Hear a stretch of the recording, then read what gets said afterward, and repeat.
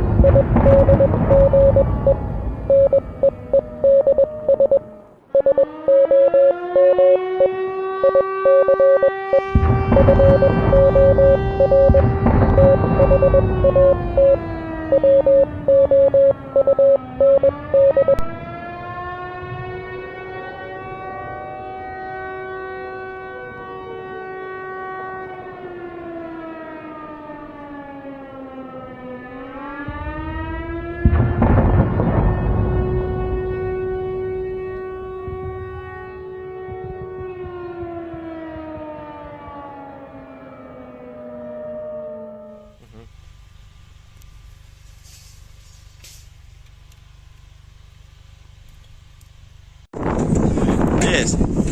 The Leaf Spring Army sends its regards.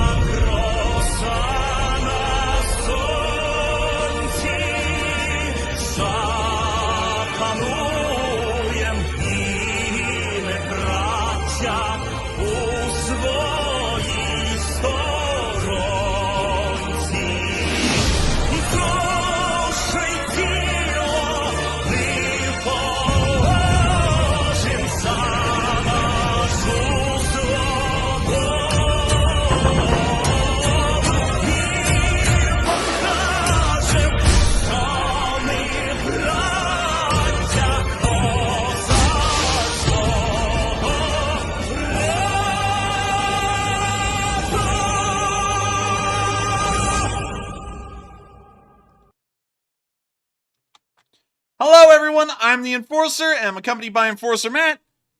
And good evening, everybody. It's Enforcer Matt, and welcome back to day 228 and 229 of the news. And it's good to see you all so very soon once again. And of course, we're going to be reporting on the past 48 hours of the war in Ukraine. We actually were not able to cover the news last night due to a technical glitch.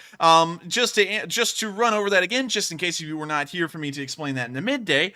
We had something called a quota error when we tried to run our streams last night, which had never happened before. So we sat there for about 15 minutes, finally got the thing running, and then the internet crapped itself, it shut off, and when we tried to start it up again, we couldn't. We still got quota errors, and so we just called it a night. But still, we are here tonight, and we're going to be covering the news that happened yesterday and today. But before we move on to the news, of course, a quick word for our fundraiser tonight, Razom for Ukraine. And of course, real quick, just letting all of y'all know, the caption for tonight's fundraiser on the title is $1 is one Russian bot tier. And it is about to be true at this point that the Russian bots are crying. And if you would like to harvest some Russian tiers, $1 is one Russian bot's tier. And they're going to be shedding them a lot here, of course, due to the Crimean bridge being destroyed. Ransom for Ukraine is an incredible nonprofit that is helping Ukrainian soldiers after the war, and of course, helping to spread the word about Ukraine and make sure that it stays in people's hearts and minds. They also do a lot of other projects inside of Ukraine, helping out Ukrainians on the ground, and I have to say, they are an incredibly good organization, and if there was anyone that could be helping out Ukraine, it is certainly Razom for Ukraine. It's in the name. They're for Ukraine. And so with that, we're now finally going to be moving on to the news, and the most important bit of news that we were not able to cover the other day, which we will cover now, and there's a lot of it. We're going to be covering the story, more like the tragedy of the Kirch bridge, starting off with this first video. And interestingly enough, the Russians, going to the end of the story, the bridge was blown up. Y'all all saw that on stream, but let's recap the whole thing as we saw it unfold the next day. So starting off, the Russians actually got security footage of a truck being inspected on the bridge before it made it to that point. And believe it or not, this is the truck that the Russians say blew up on the bridge. And you're about to watch the Russian, I guess you could say, security guards or police look through the truck, look inside of it, and then say it's good to go and send it out on the bridge. And you would think with the explosion that was caused, the sheer size of it, that this entire trailer would have had to have been filled with explosives. Yet surprisingly enough, apparently the Russian police didn't see it. Kind of odd if you ask me. I don't know about you, Matthew, but it sounds like a story that doesn't really make a lot of sense. For sure. And you'd think they have some kind of X-ray technology or something to scan the truck, although that might be a little too advanced for the Russians. Yeah, a little too advanced, probably too expensive, but we can see them look through the back of the truck right there, and they give it a clean bill of health, and that truck's about to be on its way.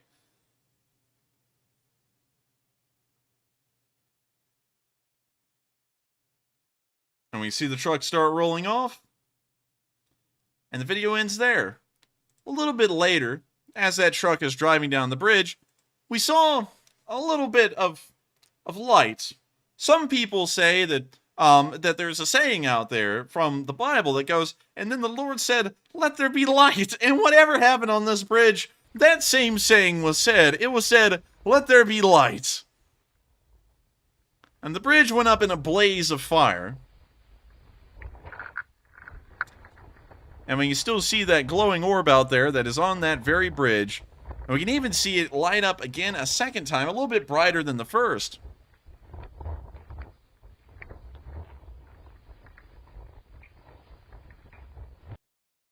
Now, as we actually get close to the bridge, hours later, more and more video footage started to come out from security cameras on the bridge of the actual explosion. This one is probably the best one I have ever seen, showing the bridge and also where the explosion occurred.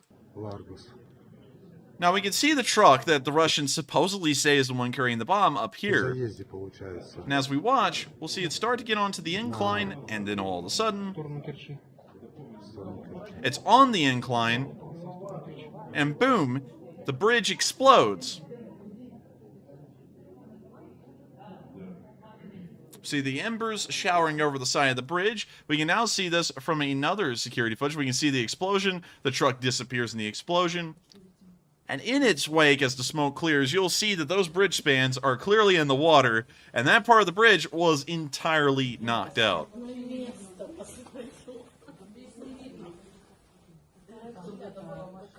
And Enforcer, I know we were talking about it, during the stream on Friday, but that's kind of weird to me how fast that smoke and fire flew to the left. Well, it is in the Kirch Straits. So there are strong currents that blow through that area. So even if an explosion was, kind of like the explosive force was kind of heading that way, the wind would also push it that way fairly quickly too. That's why it cleared off so fast, is because the current of air through that area is just so strong.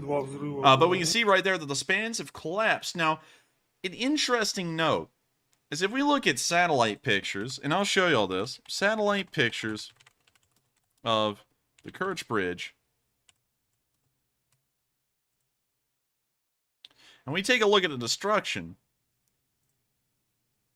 we will see that the damaged areas of the bridge are not on the incline where that truck was. It was right before the incline. Now, let's go back again, and let's watch the very beginning of this film with the bomb truck, the supposed bomb truck right there. And it was well on that incline when that explosion occurred. And so what the Russians are trying to tell us is that somehow this truck, way up from where those spans collapsed, exploded, and that area of the bridge is perfectly fine. You can even see it on the satellite pictures here. There is no damage further up the bridge where that truck was. In fact, we can try and line it up right here. You see, there's a box on the side of that bridge. Right there, you can see it. And if we go over here, you see that that box is almost parallel to that truck at this point. And then, right when it's parallel to that box, the explosion occurs, and somehow that explosion from this truck blows up, not that part of the bridge where the mouse cursor is, but this part. Does that make no sense or what? Because that whole entire story doesn't add up. On top of that, when you look at the footage from here, you will see that that explosion, its epicenter, appears to have been to the right side in parallel with the bridge. That truck couldn't have blown up over there because it's not on a road. So that had to have been something that was not on the bridge. Now, that leads a lot of, I guess you could say, hypothesis for what it could be. It could have been a bomb that was in a boat. It could have been a mine. Some people have said that it may have been a Russian mine that had been disconnected from its tether and floated over towards the bridge and then hit it and exploded, although I'm not really sure about that one. Or it could have been a missile. We're not exactly sure what it was, but it was certainly not that truck, and it certainly was not something that just, I guess you could say, as the Russians are trying to make it look like, just happened as a coincidence. This is a deliberate action by a party out there. We don't know who it was. Of course, no one's come out to take credibility for it, and we're going with the official statements for now. But that explosion clearly started over there. So with that, we're now going to be moving on into our... Go ahead. And also, Enforcer, real quick, I see a ton of people saying that there was a small boat that was under the bridge at the exact moment the explosion happened. Did we have any footage of that? I don't recall. I don't think we have any footage of the boat. If someone could send Matthew a message on Discord with the boat in it, if y'all do have a picture of that, I would like to see it, because I have not seen any pictures or videos showing a boat near or under the bridge, and that wouldn't make a lot of sense considering that the Russians have set up so many defensive systems around the bridge as it was, for that boat to somehow make it through the defensive perimeter that's most likely around it and then under the bridge spans. I don't know how that would happen, but then again, send me the video because I'm not exactly sure if I'm right or not on that. So please, if you do have it, send me that video. But we're now going to be moving on to the next one, which shows the other angle of this explosion. This one, of course, is under the bridge, but this angle, we saw this in the last video, but this angle that it was filmed at shows it much better where this explosion occurred. See the truck on its way, boom, explosion occurs, bridge spans are gone.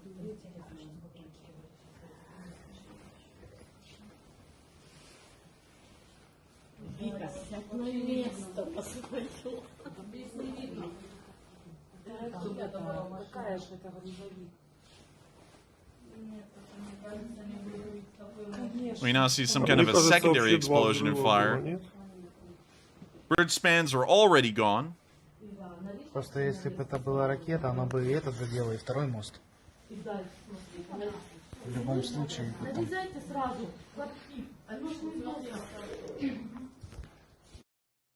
And that's the end of that video. And you can see there clearly, it didn't really look, and we're going to watch this again. It didn't look to me like it came from the truck. Of course, there's only a bright flash of light. Watch right there again.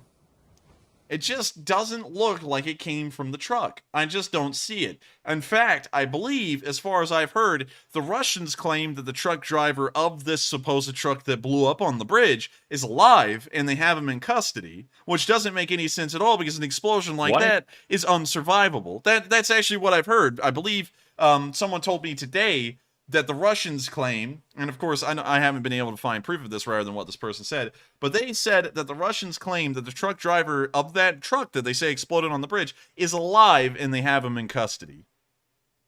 Huh, interesting. Well, yeah, I definitely don't think he's going to survive that explosion in the video. I don't think he's going to be surviving the raw power of the sun right there. And regardless of how you try and paint it, no one's going to survive that, suffice to say. Even if you were a living cockroach, there's no way you can survive an explosion of that magnitude. You would be evaporated in it.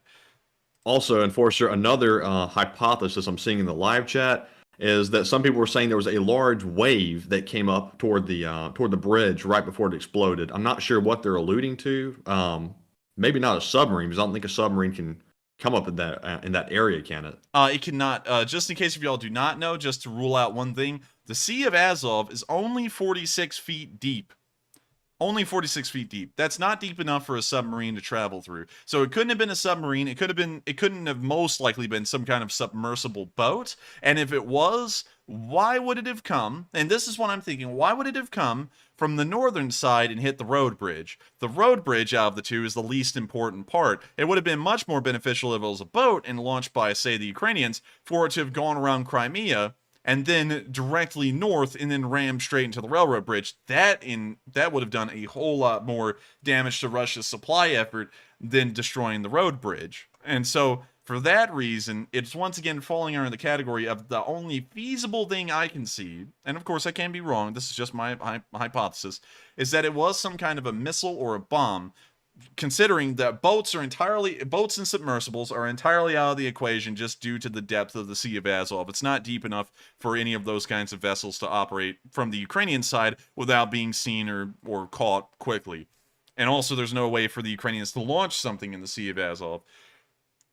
And then, when you look at that, and it came from the north and it exploded on the right side of the bridge, it had to have been some kind of a missile.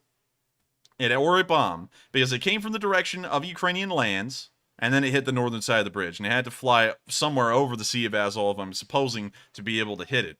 And so for that reason, I'm still largely assuming that it was some kind of a bomb or a missile. Moving on to the next clip, we can see here the Crimean bridge on fire later on in the day. This is, I'm supposing, about an hour later.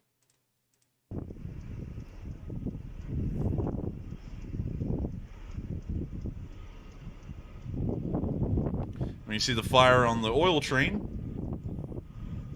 And a fire like that will burn at around 1440 degrees Fahrenheit. Well, actually 1440 degrees Celsius, or around 2500 degrees Fahrenheit, which is so hot it can untemper steel, and it can also make concrete structurally unstable. I actually found out later on that there is no concrete in the railroad bridge. It's an entirely steel structure. And so that heat from that fire most likely began to untemper the steel and make it a lot more brittle due to the heat that it endured. And so with that, we're now going to be moving on into our next clip showing the destroyed bridge from a distance at sea. This is way later in the day. This is more so towards the late morning hours. You see here a boat moving towards it. Appears to be some kind of a Russian There's that boat. Yeah, there is the boat. It's some kind of Russian port authority or police boat, something similar. But when you see it moving towards the destroyed, I guess you could say spans.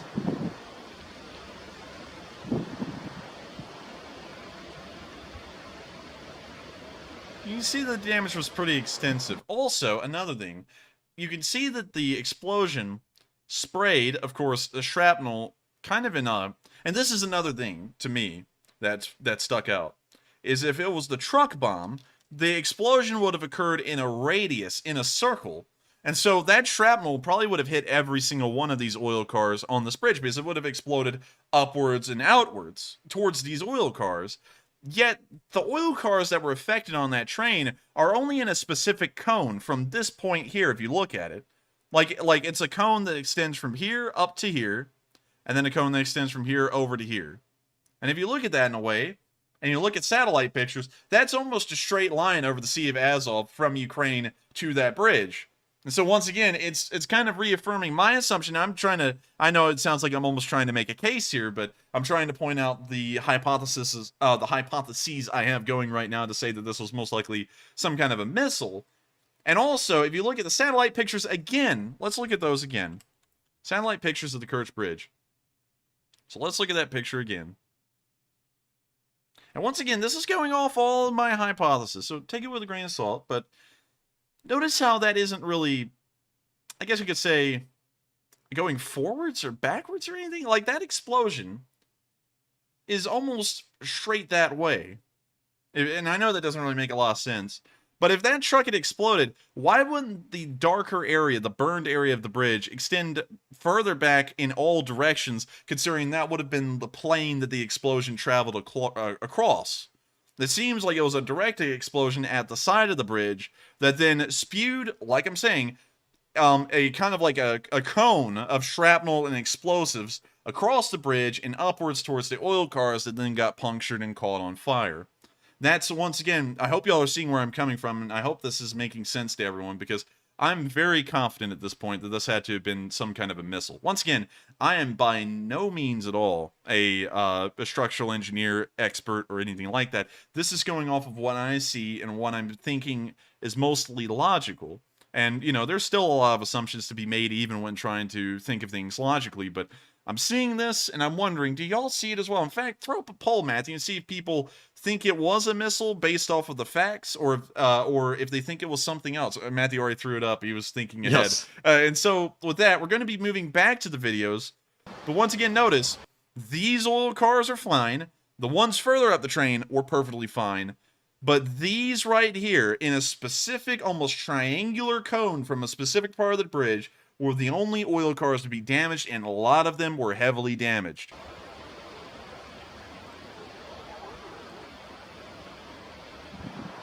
See, these, perfectly fine. No damage whatsoever. These hoppers, perfectly fine. No damage whatsoever. You would think there would be some kind of visible evidence of damage to these oil cars if that explosion had occurred on top of the bridge, but also on top of the bridge and not really in a specific direction at a high speed, because the shrapnel and the explosion would have traveled in every direction in a perfect circle.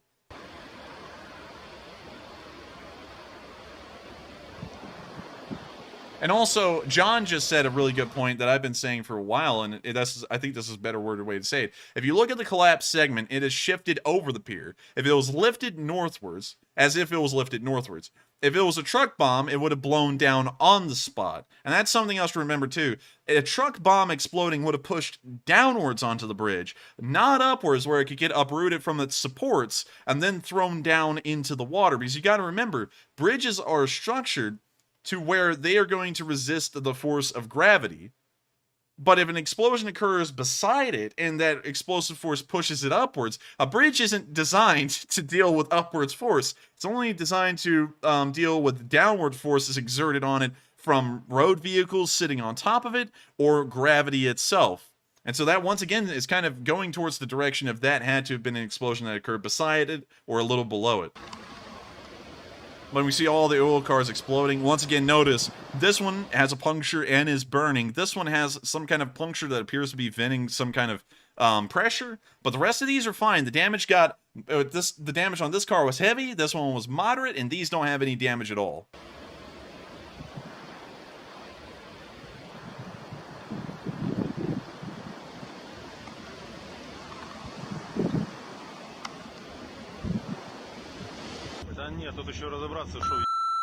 We now see someone driving down the bridge towards the damaged segments.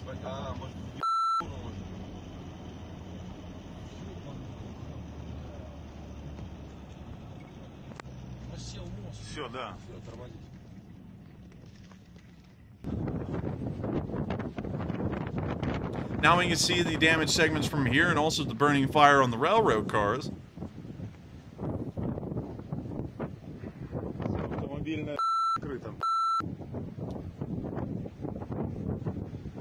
They're now walking up to one of the damaged segments.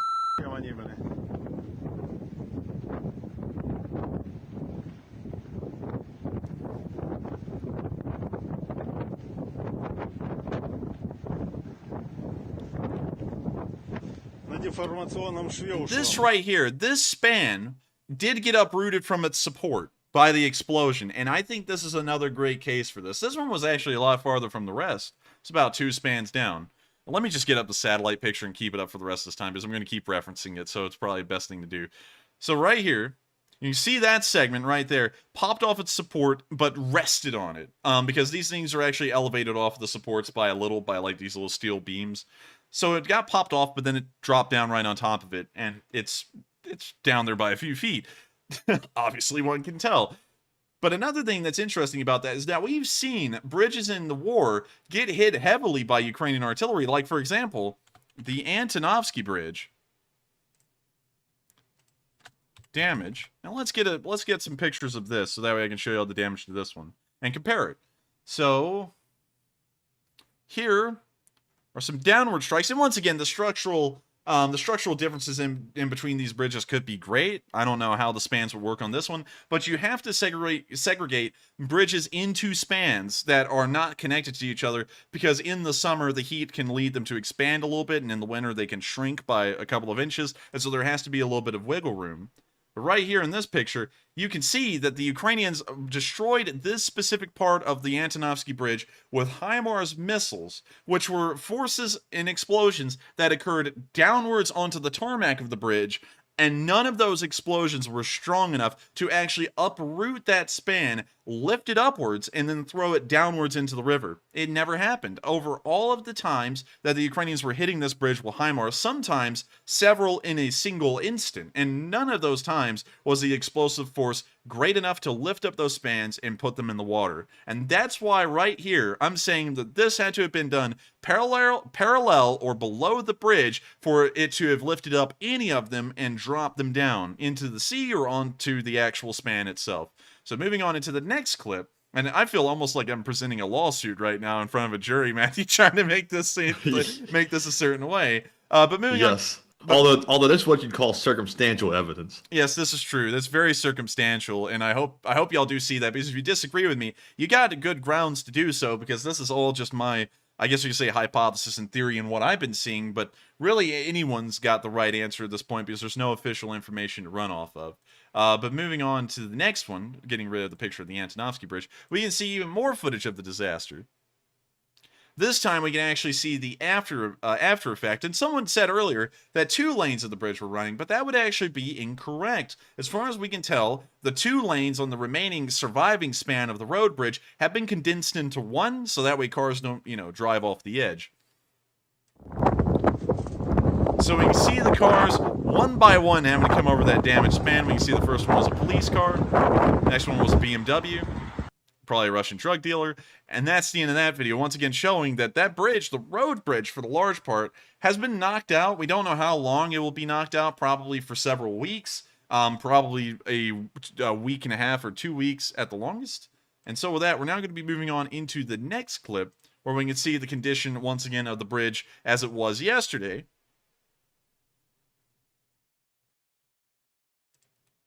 And so here we can see the railroad bridge. We can see, I'm going to mute that, but we can see the damage that was caused by the fires.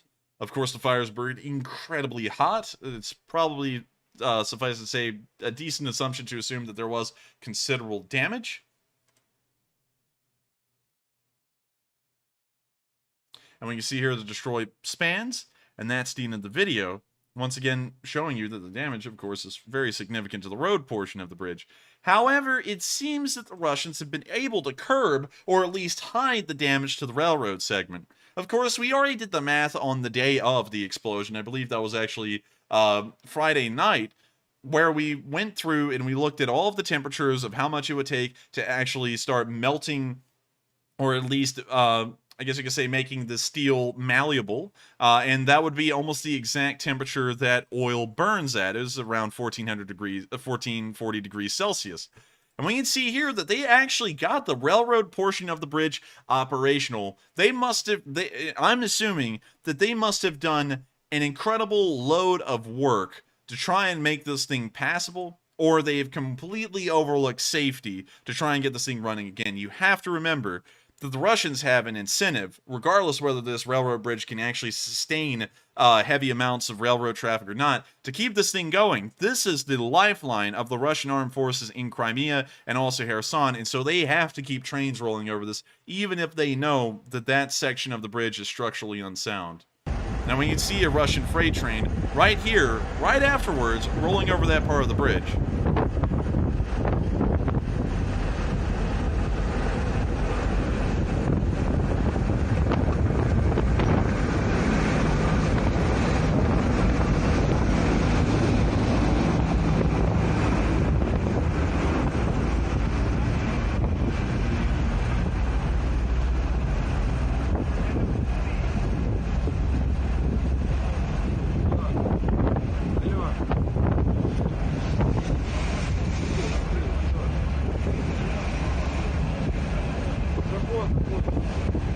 Now, the Russians have said, and of course, take this with a grain of salt, and, you know, of course, there's a lot of, I guess you could say, doubt that I have to this video. I have seen some of y'all saying a little bit of doubt, and I also believe this as well, that this may be a video from earlier repairs on the bridge that is being repackaged as today's video. The Russians have done that a lot before to mislead people, and the Russians have also claimed that they have run 14 trains over this bridge to test the strength of it, and that it was able to get through it, but we're not entirely sure, and I'm going to have to wait for a lot more evidence to come out on this.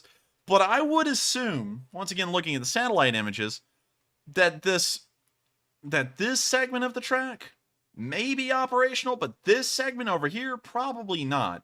So the entire bridge has probably now been relegated to a one-rail bridge that can only have north traffic or southbound traffic on it, one or the other. But even then, it's going to be massively hindering Russia's logistical efforts inside of Crimea and southern Kherson.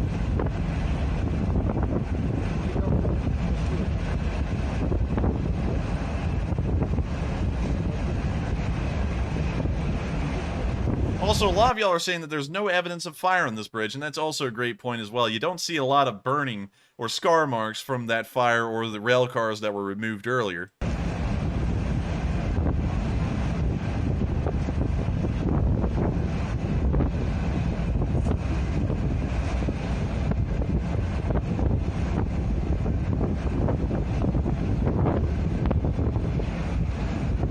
We see the train, of course, pass over.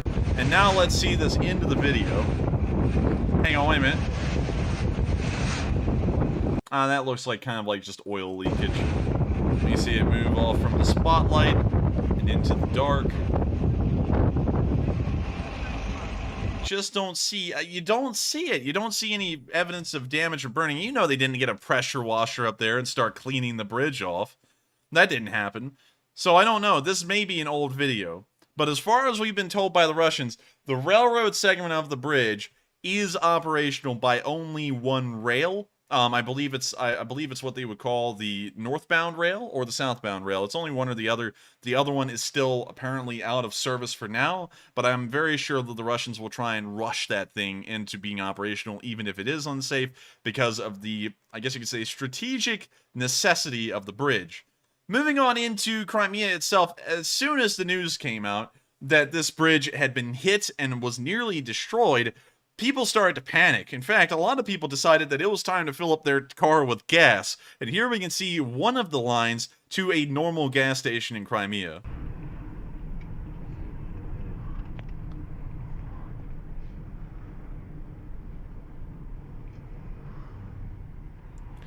See the line goes on and on and on. We can even see some Russian police up there.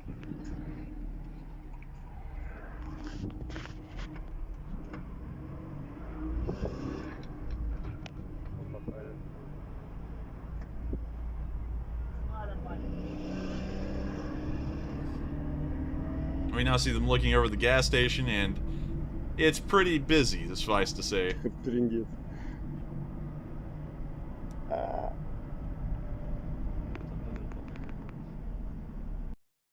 I don't think they'll have a lot of gas, suffice it to say, for the near future.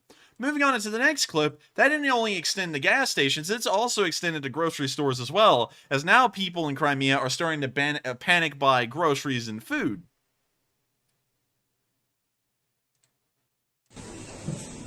We can see this right here.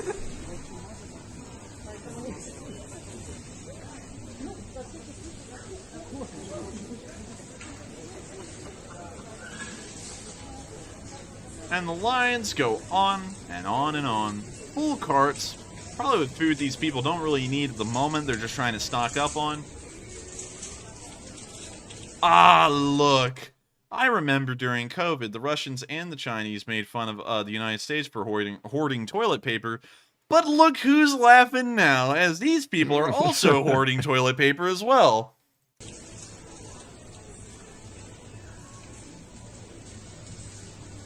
Honestly, that's like the only thing in the store. There's like so much toilet paper. That's toilet paper. Or paper towels or something similar.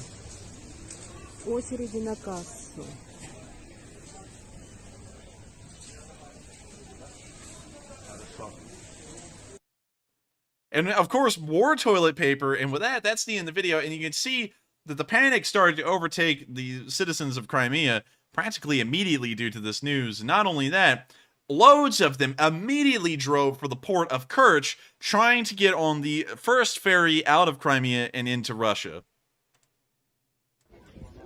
And here is the queues at the port, waiting to board ferries and cross the river. Well, not the river, I'm sorry, the strait. I hope I'm straight about that. I hope y'all see what I did there.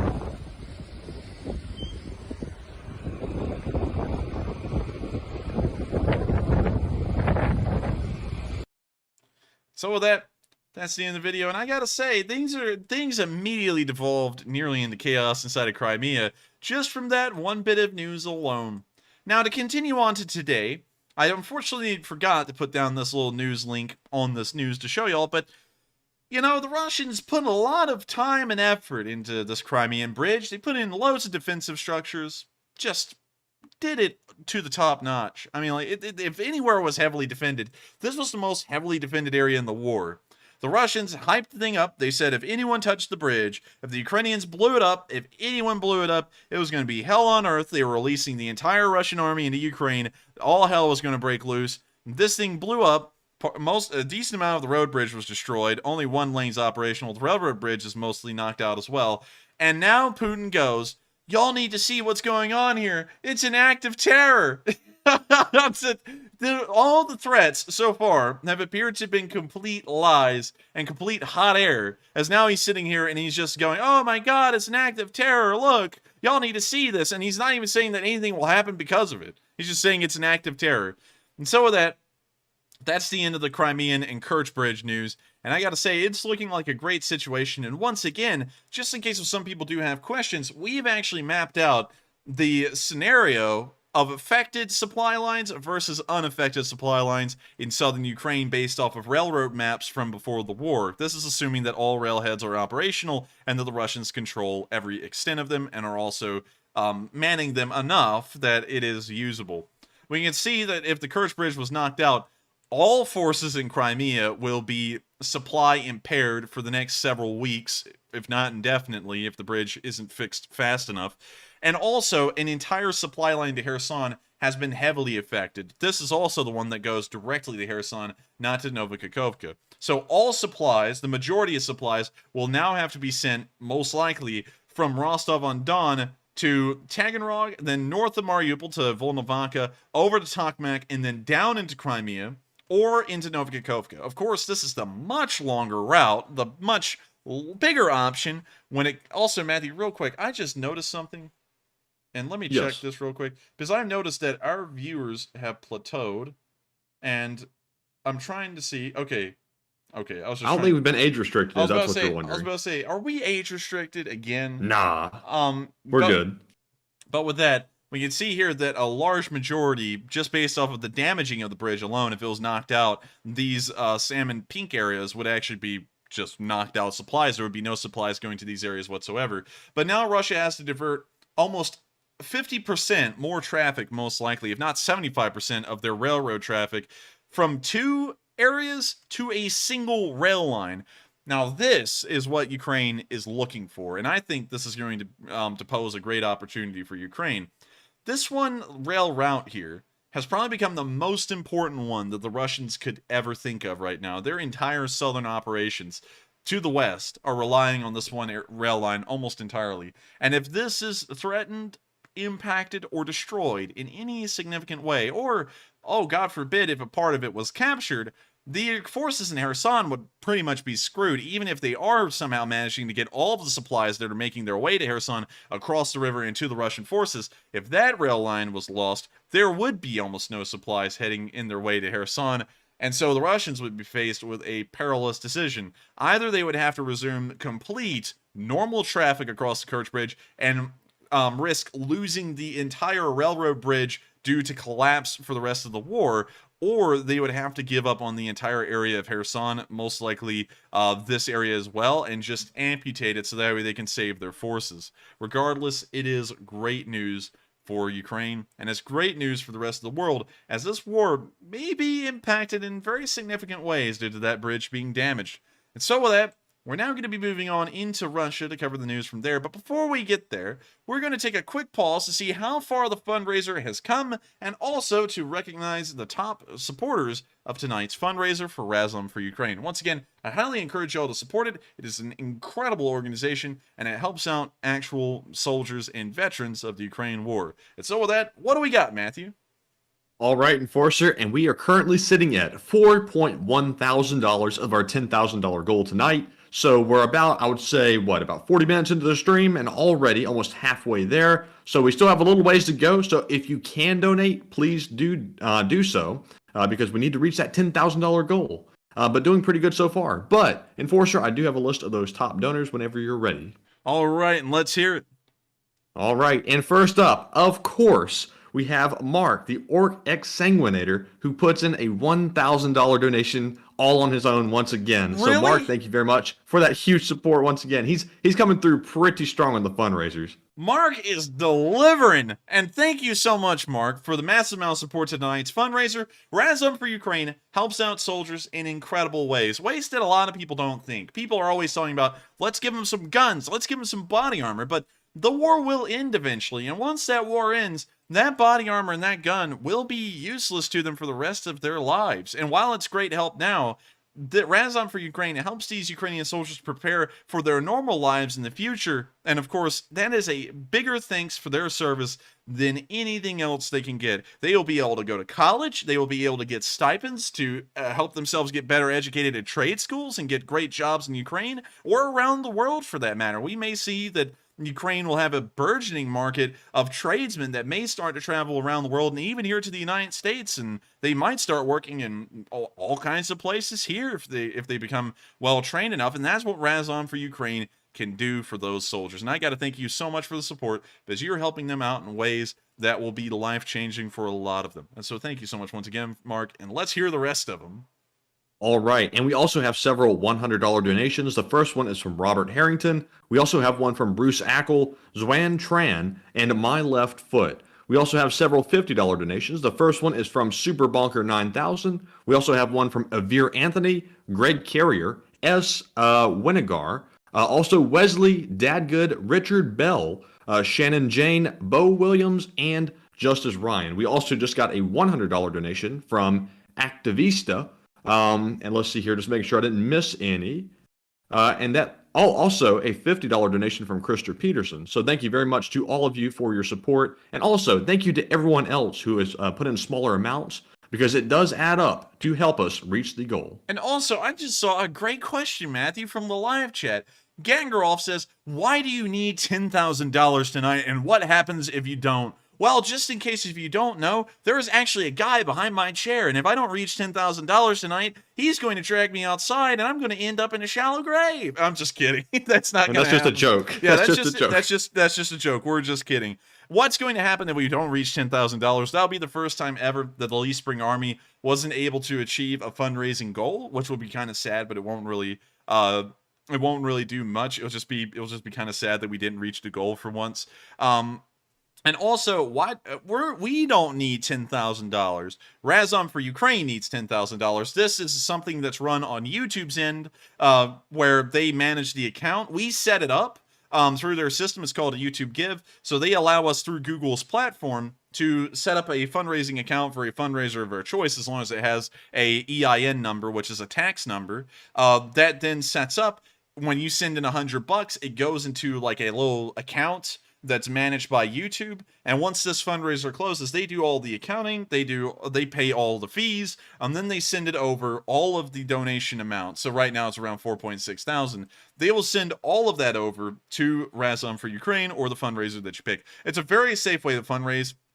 It's the preferred way and the only way that I fundraise on this channel, because I find it incredibly safe, and I think it gives a lot of people a great amount of confidence that they know exactly where this money is going, because it's something run by Google, and if Google was stealing this money, then there's a pretty big class action lawsuit that would probably make them lose their shirts in the making. So with that, I hope that answers that question fairly well, and we are now going to move on to the next one, if we have any, Matthew. Okay, so we're moving on to our one and only poll for the moment, which has the most votes of any poll in channel history, with 4,000 votes almost. I think we're 80 short. It looks like the question was, which is your best guess as to what struck the Kirch Bridge? 42% said missile attack, 24% said explosive truck, 18% said stealthy boat, and 16% said underwater explosive. Now, if I'm being totally honest here, I would have to say it was probably a missile attack, but we don't really have really strong evidence to support any of the options, but I would probably go with missile attack if I took a guess. But Enforcer, would you like to cover the poll? I would have to say it was most certainly a missile attack. That's what I was trying to prove. Well, not really prove, but assert in the news segment on Crimea. So I would have to go with that one for sure. And so with that, I hope that answers the poll fairly well. And we are on to the next question. We'll only be doing 2 more questions in the segment, since I already answered one. And so with that, what's the first question? All right, and the first question comes from Duncan VR, who says, could the boat under the bridge have fired an RPG at the train? I don't think so, because it would have had to have fired off a lot of them. Just looking at that satellite picture, there were about 7 whole rail cars that were damaged. Once again, look at this. This is really odd to me again. The explosion, actually, you can kind of see. Is there any way, Matt, that I can take this picture into Microsoft Paint and draw on it? Yes, you can. I think you have to right-click it, save it, and then open with Paint. Okay, real quick. Save it to your desktop. I'm going to take this off screen real quick. Save image as to the desktop. We'll put it right there. There we go. So... and then right-click it again and select Open With and then Paint. And then open with. See, open image in new tab. And then, let's see here. Dang. I hate to say it, but I'm kind of a little illiterate on this stuff. I'm trying to figure it out right now. But let me go over to the desktop real quick. Oh, there's nothing on that desktop. I'll have to open it up on y'all's desktop. So give me just a second real quick. We will start to look at this bridge again. Oh, there's OBS. And here we go. And let's see here. We will... so which option is it, Matthew? Oh, edit with Paint 3D? Yes. Okay. So here we go. We're now going to pop up the map, so that way we have something nice to look at in the background. And here's the bridge. All right. So, notice this. This is probably the most interesting bit. This explosion did happen in an arch. You can see that it happened right there. And if that was a truck bomb, it would have gone in a perfect circle. Like, I don't know, like hell, like this. Well, hell, no, wait a minute, no, wait a minute, hang on. I keep on saying hell. Let me stop doing that, and also let me erase that. Because that circles off. That's actually in the center in between the two. It would have to be further over here because it was on the farthest side of the bridge. So, undo. And let's do that again. So the truck would have been right, I mean, like right here, based off of the scarring on the bridge. So it would have been right there. So the circle would have actually had to have been around right. Oh, this is a terrible circle. Right here. And so the damage, the blast wave, would have gone further down the bridge. We would have seen more residue further down in both directions than we see here. But we see that poof, the explosion happened over here, and it almost went into a straight funnel. Also, someone said perfect circles draws an oval. That's also because we're looking at it at an angle, so I'm trying to make the circle as accurate as possible to the ground. Just hope you get where I'm coming from with that. But these are the only ones affected, and it looks like a missile came in. Dang. Enforcer, are you seeing these donations come in? Oh my gosh, hang on. That's not the only one. We've had several $1,000 donations come in. Oh my gosh. I've got to give them a call out real quick, Yes, give Enforcer. them I a have to call do out. it. So a big shout out to Meltdown Man and also Hal Rose for each putting in a $1,000 donation. Those are huge, and thank you very much to both of you for that. Also, big shout out to Paul Fitzgerald and John in New Hampshire for each putting in a $500 donation. Very large as well. And we also want to give a shout out to Oats Air for a $150 donation, a $100 donation from BR Bowden, and a $50 donation from XPFC Wintergreen. And thank you all so much for the support. It really does mean a lot. And we've raised $8,000 already in support for Ransom for Ukraine. We are only about $2,000 away from the goal of the night. And I'm wondering, can we do that in the next 30 minutes? I wonder. But anyways, getting back to the bridge and thanking all of y'all once again for the support and continuing on with the news. If we look at this again, we can see that that I'm supposing again, the missile hit it from this direction. If we go back and look at the bridge and we remember where that is, we come down here, that would have made a decent deal of sense with where it hit. And so it came in directly parallel, hit the bridge. This force alone shattered the center span. We can also see the span right here, which I'll draw in another color, orange. When you see the span right here, you can see a span right back here. See another span right up here. And so it exploded over here, which shattered this span in two because the explosive force was so great, just broke right through it. It split in two and fell into the sea. This one got so much force that it ripped up and then fell downwards. And then this one down here, I guess it just got, it just vibrated enough from the explosion that it just popped down off of its support by a little bit. And then the explosion and all of its force due to the direction it came in and the explosion, it went forwards and upwards a little bit because, of course, you know, it's all just going in every direction but forward, but also forward at the same time, into these rail cars, which damaged them all and caused them to catch fire. Because once again, if that explosion had happened down there on the bridge on a truck, there would be more explosive residue. We've seen enough on the Antonovsky Bridge with the HIMARS alone to show that a HIMARS, just a small HIMARS, which makes a somewhat decent explosion, but not a massive one, would have left a load of residue from that small explosion. Yet a truck this size with that grand of an explosion only left residue almost in kind of like a triangular cone-shaped area. And also one other thing, there is this little outcropping right here of residue. Now, is that kind of weird? Let's draw that out, Matthew, because I think this is about the best one we can point out. There's a funnel of residue here. And then there's one right here that's also shaped in a cone. And then you can see down here, I'm not going to make much off of that, but you can't really see it much. But we would assume, based off of that pattern on that side, would have looked like that. And so it wouldn't have made much sense for it to have been a truck. It would have just exploded outwards in all directions from that trailer. But instead, it's got this little pattern to it. So I hope that explains kind of what I'm looking at here and what I'm looking at. As someone said, air-to-ground dumb bomb, but all of this suggests to me it's got to be a missile. And so with that, I hope I've answered that fairly well, and we are on to the next one. Also, thank you, Matthew, for letting me figure out that this is something we can actually do. Yes. And for some reason, I can't see it. It looks like you're just hovering your mouse over your desktop for some reason. Now I can see the map again. But anyways, we're moving on to our next live chat question, and this one goes to Buddy, who says, the new Russian commander is Surovikin. He comes from the Air Force. Do you think we will see more activity from the Air Force?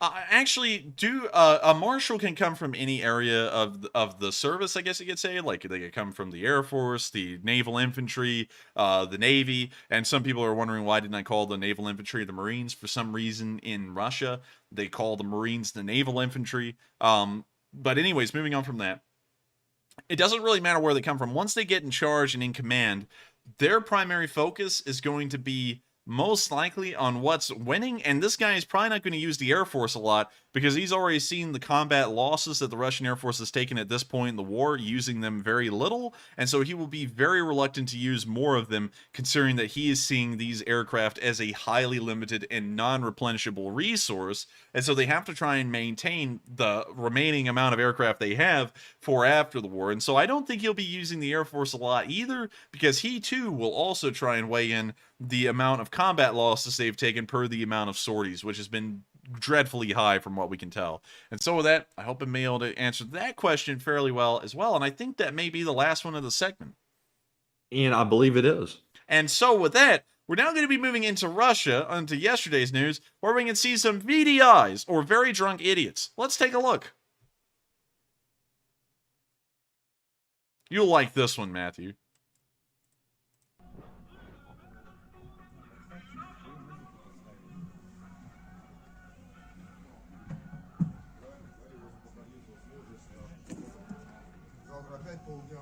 I like how they started off in a circle and now they've almost turned into an oval. Also, notice they got a cancer stick out here. Like, it's not even attached to anything. It's just emitting, like, black smoke. What exactly is going on again? I have no idea, but I think these people are drunk. It's like some kind of ritual or something.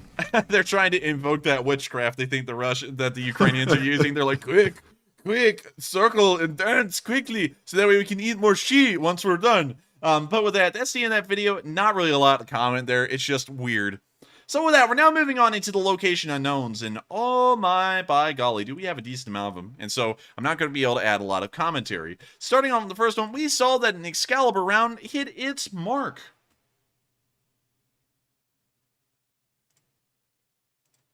We can see the Russian artillery piece there, the Russian supply truck to the left. See the Russians walking around. And then the artillery piece got directly hit and blew up. It looks like the artillerists aren't really bothered by that too much. They're just kind of standing around and still conversating. With that, we're now on to the next clip, where we can then see a Humvee on the run through the scope of a Stugna, which is a really interesting way to look at it. Both the Stugna and the Humvee are Ukrainian, so let's take a look. You can see the Humvee driving through the field, somewhat quickly, bouncing around a little bit, but the Humvee suspension looks to handle the fields of Ukraine fairly well, actually.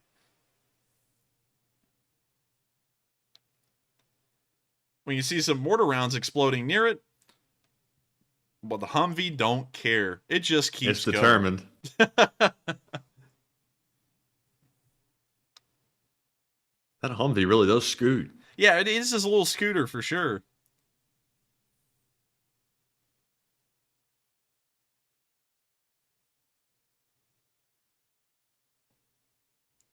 And you see it still going, hopping over a few bumps here and there.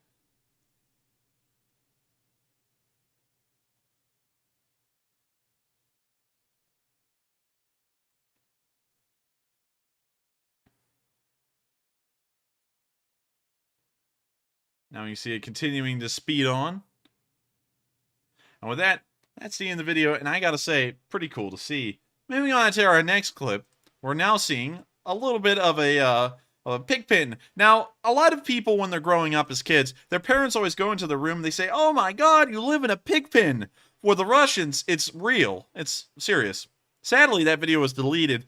Apparently, we can't watch the Russians literally live in a pig pen, but there is a video out there of it. Unfortunately, I won't be able to show it to y'all tonight, but it was hilarious nonetheless. Moving on to the next one, we can see a guy almost get run over. I think this may have actually been a Ukrainian tank that was trying to move around a truck, but it was going so fast, they almost lost control and ran into this car. So here's the video.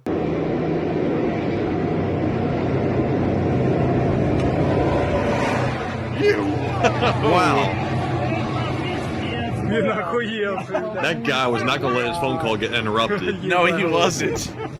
And so that's the end of that video. Once again, that was a really harrowing one, to say the least. Moving on to the next one, we can see a Ukrainian soldier that was lucky. Here's the video. Also, this happens pretty fast.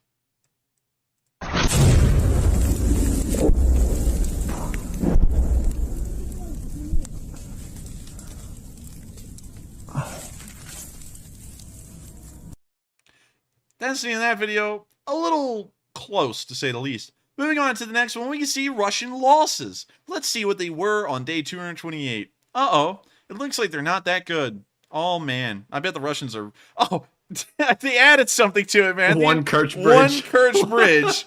Oh, I love it. And they even like got the icon for a bridge and everything. yeah, they do. And so we can see here that there's 62,000 Russian soldiers have now been lost. 2,500 tanks nearly. We're only about 25 away, so I'll just round that up.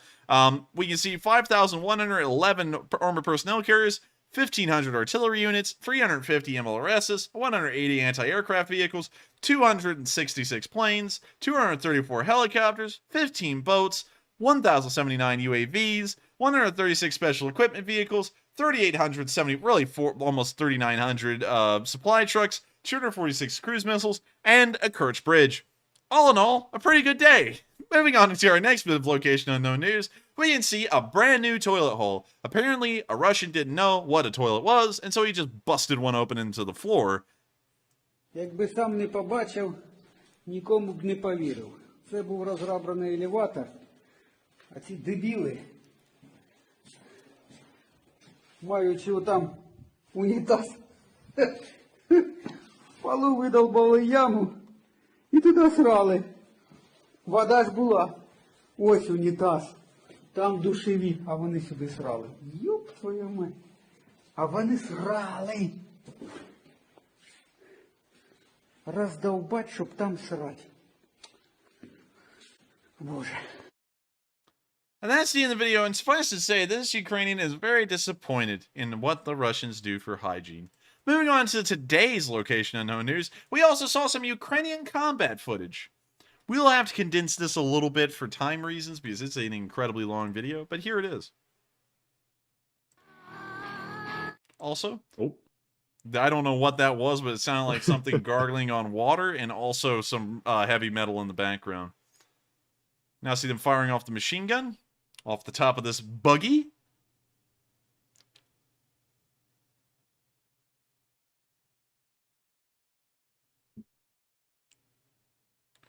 You see them continuing to fire off the machine gun. I like the back plate on this receiver. It's a very nice one.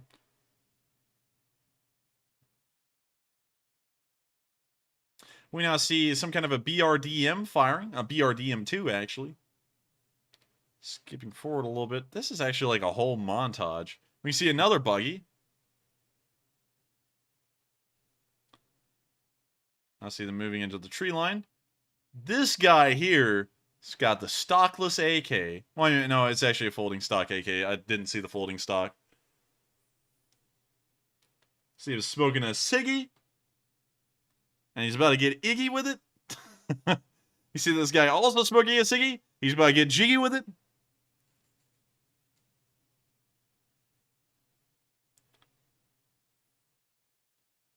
When you see this guy without a ciggy, he's not getting jiggy with it. Going to be skipping forward a little bit more to the next clip. You see the Ukrainians firing over the top of an outpost. You can also see them firing off some kind of an APC. Hey, we've seen this guy before.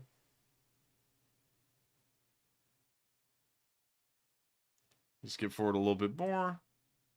See them firing a machine gun once again off the top of a buggy.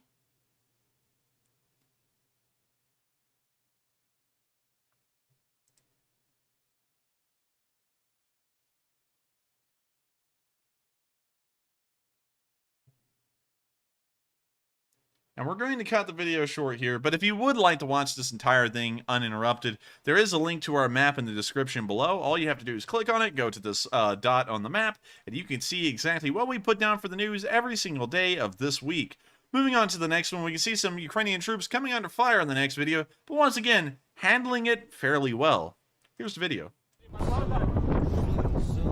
I love how there always has to be music over everything. Every single war video, no matter who it's from, has music over it. Can we not just hear the normal sounds without having to hear like Pink Floyd or AC/DC or something? I would love a day where music wasn't played over every video. But we can see here the Ukrainian soldiers dismounting from the truck, getting on the side of the road.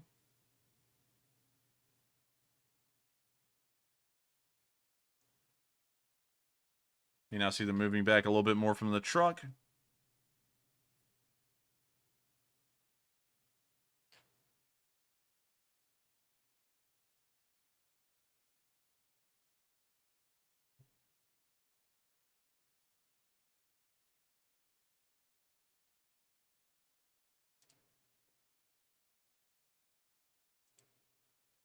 So that's the end of the video, and now we get I don't even know what this is. We get a breakdown of the great Mongolian Khanov Poldarki Mogoliski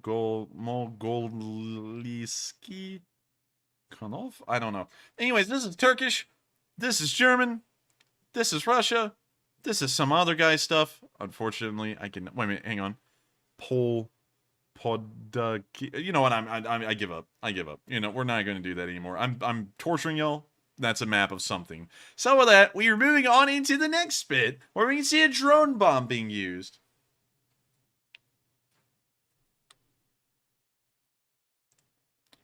According to the caption, this bomblet forced the tank to move. This is a polite reminder to Russians to always make sure to turn on their engines and make sure that their engines do not sit there for too long, and also to make sure that the rubber doesn't dry rot. The Ukrainians are very kind. Oh my gosh, wow, that's impressive. We will cover that in a bit. We will cover that very soon. Thank you, Fraser. Yes, thank you, Fraser. We're going to make sure to give you a huge shout out in a little bit, though, I promise. Look at the dramatic zoom in. Yeah, just slowly coming from space down towards the tank. This is what a UFO sees whenever they look at the Russian army. They should just like tap on the hatch and then let them open it and then drop it in. That would actually be a good idea. Just like tap the bomblet there and they'll open it like, hello, who's there? Oh, hello. You know, they just get turned spaghetti.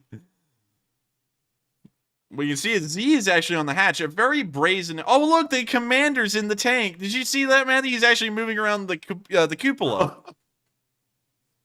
How unfortunate. He's like, Vadim, what is that whirring noise outside of the tank? Oh, блядь, I don't know, Vladimir. It may be nothing. Boom. Nope. I said, who's that knocking? Driver, I have tinnitus. Back up the tank. Oh, okay. And then they start backing it up.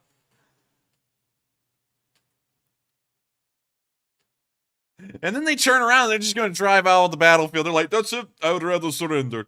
And so with that, that's the end of the video. And it's hilarious to see that. That was just funny. So with that, we're now moving on to the next clip where we can see a sniper. Believe it or not, Matthew, you know what the Russians call a sniper? I don't know. I was about to say something, but I'll hold that back. A sniper. You want to hear it? Like, you want me to pull it up in Google Translate? Yes. Sniper, Russian, English. Wait, hang on. Google Translate. Why in the world does it always put it in Spanish? I want English. Like, you know, like, it's like, I don't know Spanish, I know English. But anyways, Russian. So, sniper. That literally says sniper in Russian. I'll play it for you real quick. Sniper. Sniper. That's exactly how I expected it to sound too. Yeah, and so that, I hope y'all enjoyed that little thing for a second. Also, airplane. Oh yeah, I forgot that one's the only one that isn't similar. Telephone. Телефон. Let's see. What does Aeroflot translate to? Кафе. Sadly, I don't have a Cyrillic alphabet, but we can type that in. What does... Translate to crappy world's worst airline. Yeah, it's worse than Ryanair. Air Fleet. That's pretty bad. That's not original at all. What is with the Russians and naming their stuff so stupidly? Like McDonald's. We need to rip off McDonald's, guys. What are we going to call it? Tasty, period. We got an airline, like, y'all. What are we going to name it? Air Fleet. It's like here in America, you're like, okay, I'm going to jump on my Delta flight and head out to New York. Over there in Russia, you're like, okay, I'm going to jump on my Air Fleet flight and head to Moscow. I bet you Lada in Russian means like car. Let's pull that up. What does Lada mean in Russian?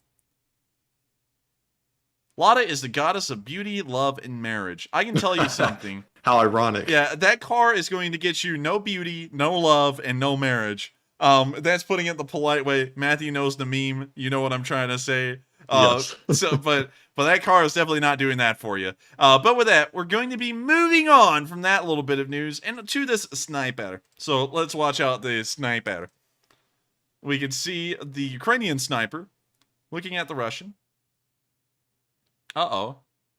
That's not good. Or is it?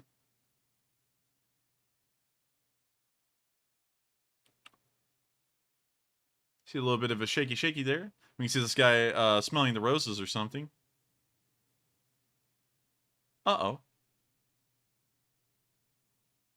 And with that, that's the end of the video, and it's great to see that naps are being dispensed freely amongst the land. We're now moving on to the last bit of Location Unknown news, where we see some Russians take flight.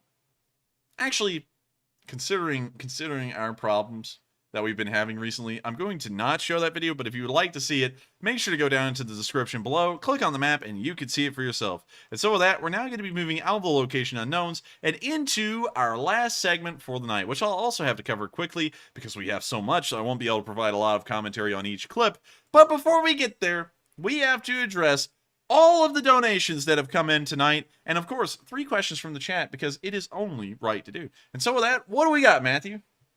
All right, folks. So we are super close to reaching our goal. We're currently sitting at $9.6 thousand. We only have $400 more to go until we reach our $10,000 goal. So we're going to have a large donor come through and put in a $400 donation, or a lot of small ones. I'll wait and see what the result is going to be. But thank you all very much for donating to the fundraiser. And we do have a list of our top donors for the moment when you're ready, Enforcer. And let's hear them out. All right, and that $1,000 donation that we weren't able to call out earlier is from Fraser Skoramorsky, and thank you very much for that very generous $1,000 donation. I think tonight we've had the most large donations in a single night from many different people, I think, Enforcer. And I think that would be true. It's been a pretty crazy night all around with the amount of funds we've been able to raise and how many people have sent in massive ones. And there we have it. You know what, Matthew? Let's give the legend some credit there. Let's give him some credit. Mark the Orc X Sanguinator has put in $500, blowing us over the $10,000 line. And thank you so much once again, Mark. The legend has come in to waltz over the finish line, and the Lee Spring Army has done it again. We have raised $10,000 in support for Razum for Ukraine and have reached another goal. And so with that, thank you so much, everyone. It really does mean a lot. And there are going to be a lot of Ukrainian soldiers, both during this war and after this war, that benefit off the support that we've given them and will hopefully be able to have incredibly successful lives due to the service and the sacrifices that they've given for their country. And so I thank every single one of y'all so much once again, and let's read them all off. All right, and we also have a $150 donation from Activista. We also have several $50 donations. The first one is from Rad Doctor. We also have one from Stompin' Tom 66. Also, Awoken State, Florida, Axel K, John Webster, and Sharon Tukolsky. And those are the top donors for the moment. And thank you all so very much for helping us to once again reach our goal. And I gotta say, thank you to all of y'all so much once again for making this possible tonight. Y'all make it possible every single night. And this is the 30th fundraiser that this channel has ever run. And over 30 fundraisers, we've been able to raise almost $550,000 in support of Ukraine. And not only that, we've been able to reach the goal every single week. We have never missed the goal once. And it's honestly unbelievable to think that the Lee Spring Army has always achieved its objectives. And so with that, thank you all so much once again. And we're now going to answer 3 questions from the chat. And so, what do we got? All right, and before we do, we actually have one poll to address, and the question is, do you think Putin is planning to get revenge for the Kerch Bridge explosion? We know he's mad because that was a huge embarrassment. So it looks like 45% said yes, severe consequences are coming. 26% said, I don't know, maybe. 23% said no, response will be minimal. 6% said no, no response at all. Now, out of all those options, I would say the least likely, in my opinion, is having no response. There has to be some kind of response, at least in my opinion. And personally, sadly, I'm going to fall within the 45% that said severe consequences are coming. I don't think Putin is going to let that slide because that was like his prized bridge. He was there when it opened, I do believe. And that was his big, opus, I guess you could say. But I saw some articles a moment ago saying that Putin accuses Ukraine of the bridge blast and called it terrorism. So, Enforcer, maybe you have some more info on that, but it sounds like he's changing the narrative a little bit. We don't have a lot of info on it yet. It seems that right now, it seems that Russia's actually aiming towards the most passive counter to what the Ukrainians did by going, oh, come on, man, what did you do? And then telling everyone, it's an act of terror. And everyone's going to go, no, it's not. Just in case y'all did not know, apparently 3 Russian civilians were killed in the attack, but there is a little bit of a line there to be drawn. That was a strategic target. And unfortunately, there were people on the bridge at that moment. So if they, of course, it's a little bit of an unfortunate reality of war. So just putting that out there, that did happen. Just in case anyone comes up with that, don't say I didn't already tell you that happened. There are exceptions, though, to when that just happens, and you have to go, well, that's just war, that's how it is, and especially when you're attacking bridges, because bridges are always going to be used every hour of every day, and there's no way you can avoid civilian casualties when attacking those kinds of targets. And also Bobby Johnson said, but not the truck driver. Yeah, apparently not the truck driver, who was right at the epicenter of the explosion. Somehow he was like a Wile E. Coyote kind of thing. The whole explosion happened around him. He just got out of the destroyed truck cab, just like covered black with like smut or something like that. And all you could see was his eyes. For some reason, I just went through a stutter. I think I'm turning into King George the Sticks. I'm now going to start going, I'm Mad George the Stammerer, But anyways, moving back on from that, and also getting back to the question, could you reread it again real quick, Matthew? So the question was, it was actually a poll, I do believe. Let's see here. So the question was, do you think that Putin is planning to get revenge for the Kerch Bridge explosion? And also, Enforcer, before you say anything else on that poll, I see some folks saying that the bombing of Zaporizhia was revenge, but I simply just don't think that is all of the revenge that they're going to get. I think it's going to be a little bit more severe than that, because it sounds to me, at least, like Putin is going to try to frame it like that was a terrorist attack by Ukraine, which indicates he's going to try to get some more serious revenge. But Enforcer, once again, what is your take? I would have to say, it sounds like he's trying to phrase it as an act of terror. The Ukrainians have phrased a lot of things that the Russians have done, and rightfully so, as acts of terror, as the Russians have targeted civilian infrastructure like apartment buildings, which aren't even strategic targets. But we haven't really seen the Ukrainians ramp up anything. Well, they're doing the best they can. They don't really have any weapons to ramp up with, like a nuclear weapon or anything like that. So going off of that, on the surface, I would have to say they're probably not going to do anything, really, because the Russians have claimed it's a terrorist attack, and there's not really much they can do. I mean, we already know that the partial mobilization has fallen apart, and they can't even supply nor train these soldiers, so it's not like a complete mobilization is really going to change anything at all. In fact, it'll make the situation worse. So I don't really think there's a lot that the Russians can do here, but then again, I can be wrong, and that's on that statement I made just then is on very unsturdy grounding, because there's really no way to know how the Russians will be reacting to this in the coming days. But with that, we are now on from that poll into the next one, or to the questions. I saw somebody in the live chat say perhaps the bridge was revenge for annexation. Well, yes, of course, definitely it was. The Ukrainians definitely got some revenge with that. But that doesn't exclude Russia from also trying to get revenge. They're in the wrong, but still, Putin will use whatever he can to try to justify an attack on Ukraine, at least to his people and also to the world. Although you can't get much more severe than you're doing now. If you resort to nukes, there's no way you're going to be able to explain that to the world, how you're using nukes. So hopefully the stronger statements by the West will prevent him from doing so, but there's no telling because he's a nut. So moving on to our first live chat question, we have one from Analytics Group who says, when they can hit the bridge once, does that not mean that they can hit it again and again? Greetings from Holland, from Giethoorn, the only town in the world with no roads and no cars. Oh, really? It's that town. Hang on. Well, how's it spelled again? I know where it is, but I have to get the spelling. Wait a minute. No. I found it. Found it right here. Wow, that's pretty good. Oh, yeah. Look at that. Oh, isn't that neat? It's got a little canal and everything. It's very Dutch. You know, like, let's drop down and take a look at this town. Oh, that's cool. They got like a little cobbled road. A little school? Like, I do see cars, though. yeah, I do see cars. Maybe this is the wrong... Is this the right Giethoorn? Long pause. Let's see. Let me see. I'm checking the spelling real quick. Yeah, that looks like the same spelling in Holland. Maybe there's another Giethoorn. Let's type that in. Giethoorn, Holland. Let me make sure this is correct again. So it does appear to be correct. Yes, this is the correct one. Maybe it's the one down... Oh! It's this here! This whole area is Giethoorn.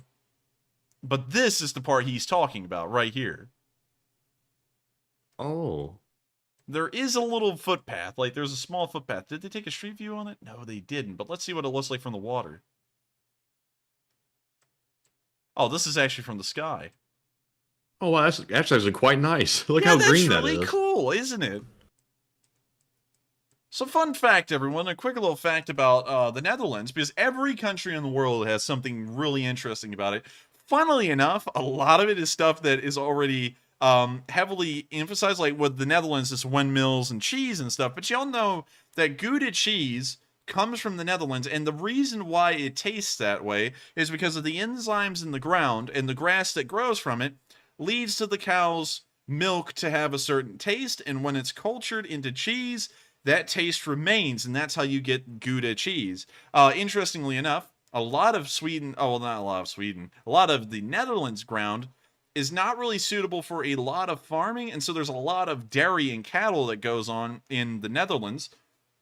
And when you have a whole bunch of dairy and you have no one to sell it to, the best thing to do is to turn it into cheese so that way it can be stored longer, and that's where Gouda cheese came from. A little bit of an interesting fun fact about the Netherlands. And also, the Netherlands itself is the master of water control. There is no other country on the earth that has controlled water like the Netherlands. Honestly, if I did have the time to make a video, I would make a video on the Netherlands and how they have done this in a way. And also, here's another cool fun fact. Did you know, Matthew, that the Netherlands is the birthplace of modern capitalism? The Netherlands? It is. It's really interesting. They were actually the first ones to have people, I guess you could say, become shareholders in, like, expeditions. So, you know, like, someone could go out and make, like, a business venture, and you could buy a share of their profits. And that was the first place it happened anywhere in the world. Interesting. Yeah, so really cool. The Dutch at a time were huge. Massive. I mean, like, they had one of the largest navies in the world. They extended all over the globe. They had like, they have forts and trading outposts in India, Southeast Asia, everywhere. They were huge at the time. But much like most, I guess you could say, colonial empires, they kind of went through decline a little bit earlier on than the rest. But still, really interesting history about the Dutch. And also, can you recircle to their actual question on Ukraine so that we are not just constantly talking about Giethoorn and the Netherlands? So they want to know what prevents the bridge from being hit again and again. There is nothing stopping the bridge from getting hit again and again. If it was a missile, the Ukrainians could fire off another one and hit the bridge incredibly soon. But then again, that's reliant on if it is a bridge. Oh, well, not a bridge. It reliant on if it's a missile. It could have not been a missile. Maybe I'm wrong. Maybe it was some kind of a semi-submersible explosive boat. Maybe it was the truck itself. But once again, I'm leaning more towards a missile, and there's nothing to stop them from doing it again if that was a missile. And so with that, I hope that explains that fairly well. And thank you so much once again for a great question. That was a really good one, actually. And of course, it's cool to hear that we have Least Spring Army members in the Netherlands, and I hope you enjoyed me going on and on and on about your country. And so with that, we are on to the next one. And also, folks, please feel free to hit the like if you're still on the stream. We do appreciate it very much, and it helps us to get the stream out there to more people quicker. And also, big shout out to Ryan Whitehouse for putting in a $50 donation to the fundraiser. Thank you very much for your generosity. And moving on to our next live chat question, we have one from Douglas Nyquist, who says, Enforcer, have you been able to confirm the drone attack on the Shaykovka air base hours after the bridge fire? I guess it took out 2 Tu-22 aircraft and some runway. Unfortunately, I could not find any news about that Shaykovka airfield attack. I actually did not hear about it until this point, so unfortunately, I'm going to have to declare ignorance on that and check around and see if that did happen and if there are any video sources where that I could report on. And if I do find it, I will try to, or at least make a follow-up on that, but I thank you for bringing that to my attention. And so with that, we are on to the last question of the segment, and then we'll be covering the last bit of news. All right, and the next one is from Hoodoo, Texas, who says, could the weapon used to damage and destroy parts of the bridge have been thermobaric, and could it be delivered in different ways? Aren't they used as bunker busters? I'm not exactly sure. It could have been thermobaric. I got to be honest with you. I think this one's going to start moving out of my wheelhouse, and I'm going to start talking well beyond my league. I can talk about basic things like it must have been a missile based off of the logic and the simple things I can see, but sadly, I don't know enough about explosives, the way they operate, or anything like that to say that based off of the explosion and the cloud and all that stuff it made, what kind of explosion it really was. And so unfortunately, I'm going to declare ignorance on that one, but that is a great question to see if we can get answered by someone who may know a load about explosives. And so with that, I'm sorry I couldn't answer that one, but that was a really good question nonetheless. And so we're going to be moving on into our final news segment of the night, where we're going to be covering everything that occurred from the northeastern area all the way down to Little Kherson. And so with that, let's start. Starting off in the north near Drovchina, we saw the 92nd Brigade destroyed more Russians. Nothing new, but it is nice to see. Also, it said unknown location, but we generally know the broad area that the 92nd Brigade's in, so it got put down in this area.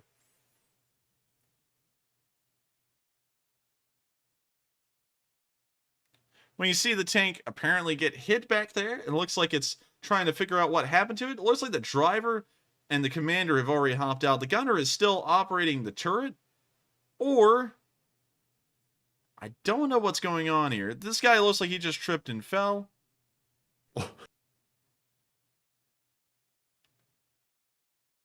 There's like more guys in this tank than there should be. There's only room for 3 crew members.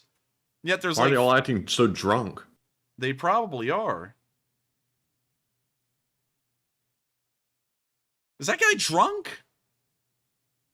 He could be. He's flopping around, not like he's really injured, more like he's just drunk. I think he's drunk. Huh. And so with that, that's the end of the video. And interesting to see, the 92nd Brigade hit a tank and it was full of drunks. And so with that, we're moving on to the next clip near Petropavlivka, where we saw some more battles in the Kharkiv region.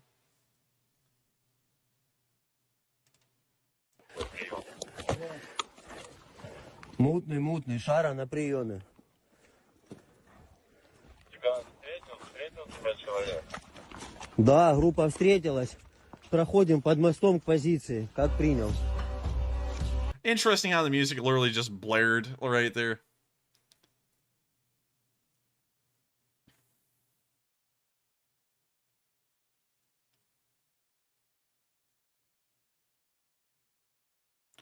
Also, I see a lot of people saying a certain thing in the live chat, but I have to assure y'all, for reasons, wink, wink, nudge, nudge, he was drunk. If you see my, if you Definitely drunk. he was definitely drunk. That's going to make people double down probably, but hopefully you'll see what I'm trying to hint at. Wink, wink, nudge, nudge. He was drunk. But when you see these Ukrainians here fighting inside of this town, somewhere in northeastern Kharkiv,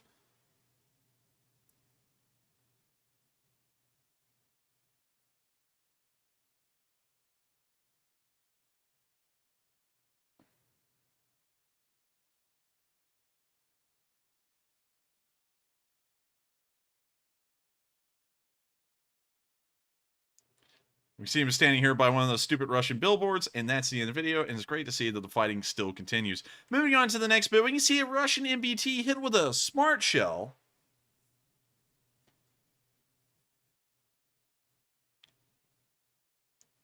I like how we're like, wink, wink, nudge, nudge, get what we're trying to say, and then everyone's like, oh yeah, he's drunk, he's just drunk. Sounds like we're getting the Wii intro music to Wii Fit. And we can now see here the Russian MBT inside of the tree line. And whoop, and there went the round. And look at that. The black smoke just comes billowing out of the tree line. The tank is gone.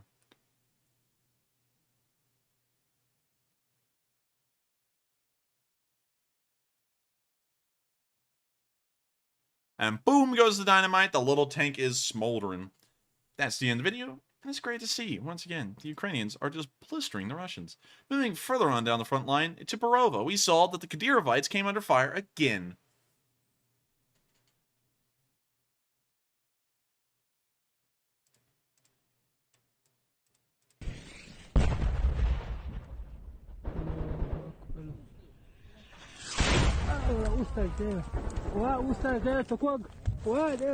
Uh-oh, he sounds worried. That's unfortunate. Moving on to the next clip, we're going to be moving further down towards the area of Krasnochetinsky, where we can see that the Russians are under more artillery fire, and hopefully I just got that right on the first try. Wait, I forgot, this is actually a Russian Uragan firing the Ukrainians, because the Russians, in their minds, they're still winning this war, right? No, they're not.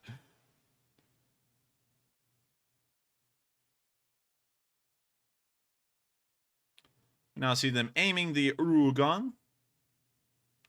Looks like those rockets have seen better days.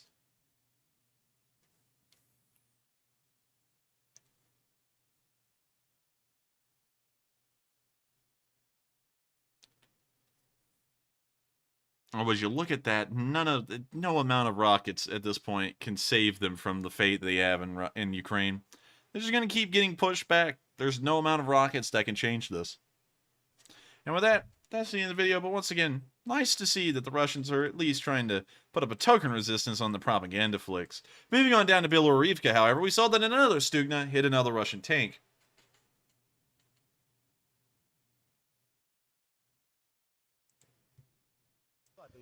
Давай.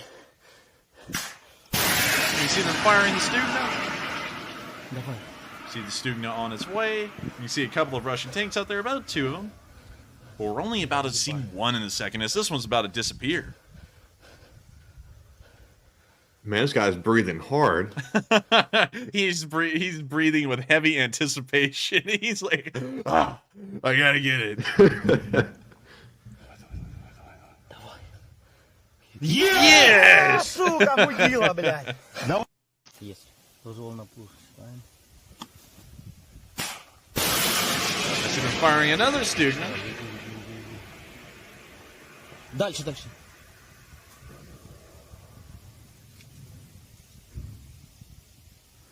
Низ, низ. That tank is on the run, and... Вон, о. На ракета, блядь. Yes! Yes! Yes! Yes! Yes! There's a little bit of reluctance with that. Yes, they're like, yes, and then they finally started saying it. But still, they got 2 of them. That's pretty freaking good. Moving on to the next one near Vovchurya-Rivka, we saw the Russians under artillery fire here as well. Actually, these are the Russians firing artillery pieces, but once again, it doesn't matter how many propaganda videos you put out at this point. You just can't win.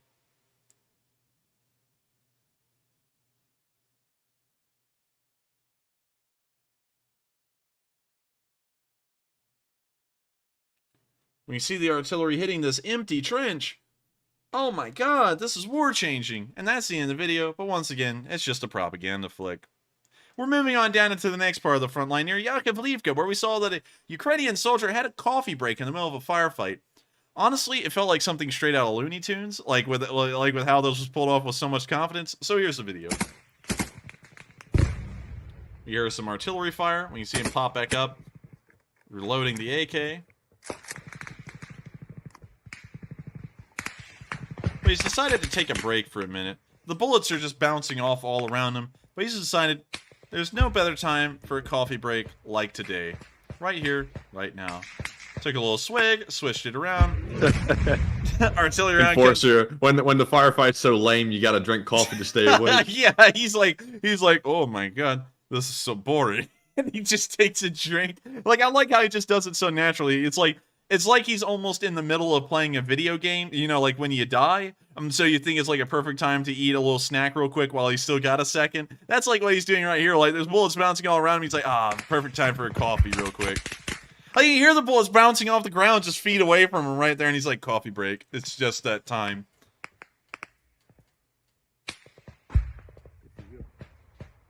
He is shaking just a little bit, Just though. a little bit, but he's keeping it together. I mean, like, look, he remembers to even switch the coffee around a little bit.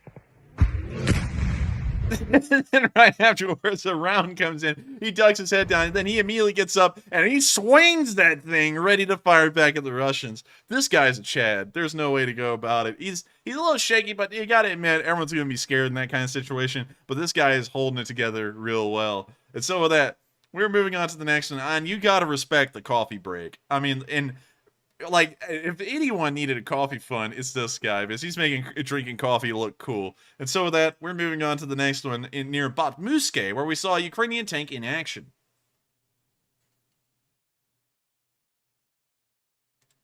Also, some people were saying he's shaking because it's cold. I mean, if I was in a firefight, I'd probably be shaking because it's cold and I'm in a firefight. I have a little adrenaline going too. Yeah, a little bit of adrenaline. I mean, like, it would be crazy to think that they're just completely without fear, because then that's kind of a little reckless. I'm sure that he was a little scared, but you got to give it to him, because Russians are scared and they'll visibly show it, like that one guy, Matthew, when the artillery was coming down. He visibly showed it, but this guy didn't show nothing. He was just a little shaky, but you can't blame that. It's a battlefield and there's bullets bouncing off the ground all around him. And VVS is like, I'd be shaking. I would be too. I got to give him a lot of credit for the composure he had. But you can see this Ukrainian tank driving down the field, getting ready to fire, looking off into the distance, and then firing. Wait a minute, was that two shots, like, fired one after the other? That had to have been edited together, right? I think so.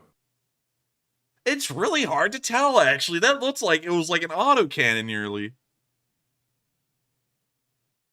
Okay, that one was edited together a little bit. But man, these guys are just laying it down on this tree line.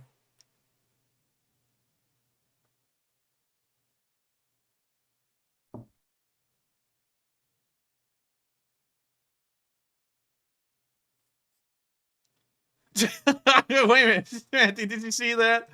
Like, this guy is just, you know, he's moving up with the Ukrainian tank. They're firing in the tree line. And then all of a sudden, this one just starts going. Comes zooming. Yeah.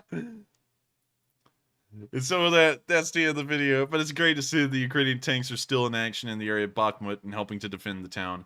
Moving on towards Toretsk, we saw one of the brand new Czech-provided Mi-24s on the front lines in Ukrainian colors. Look at that thing.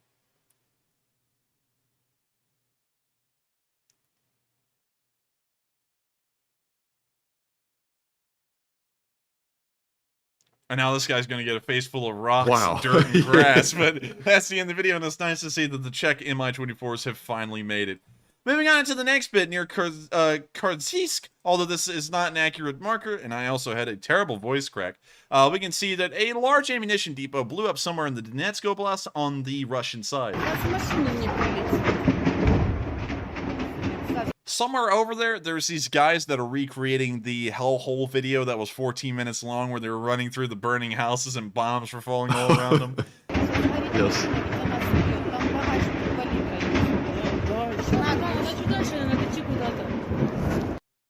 So with that, that's the end of the video. But it's pretty funny to think, you know, just thinking about that whole video. It's like there's someone over there right now, and they're running for their lives.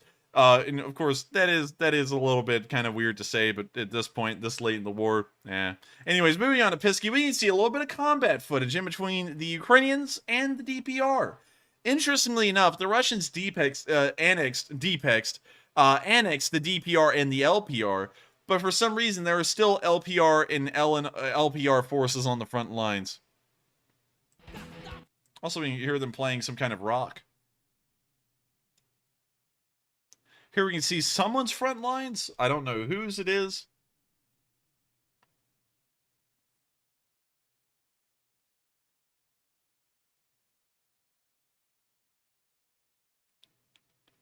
Kirch says, invest some voice coaching. It will save your cords and help you project with your breath. Well, in case if you don't know, my microphone picks up audio just a little quiet.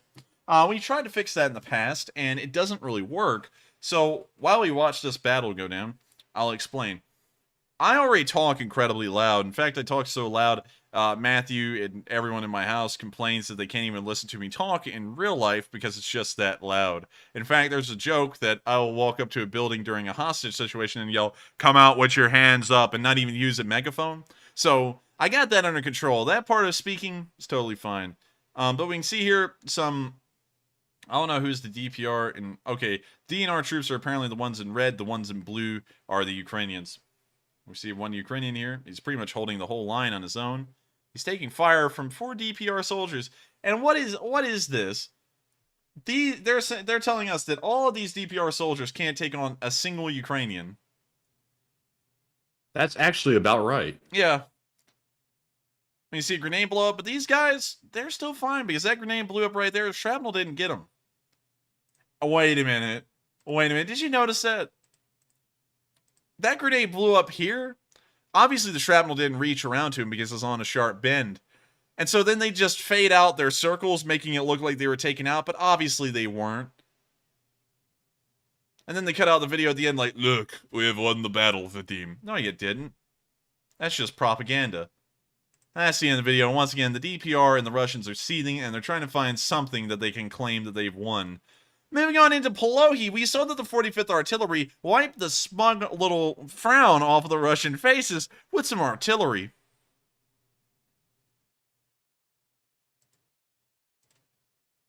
Right here we can see a Russian trench and also a 2S1, which is a Russian artillery piece.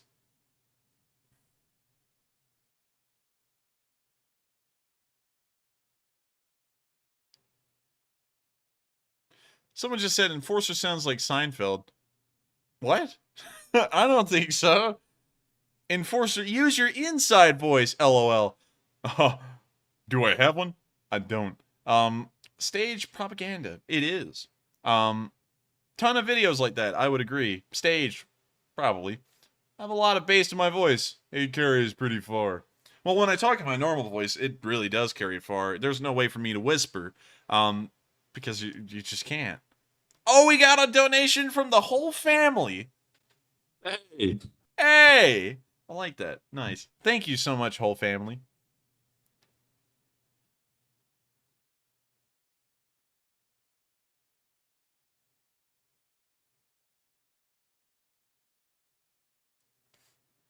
And with that, that's the end of the video, and it's nice to see that 2S1 was destroyed.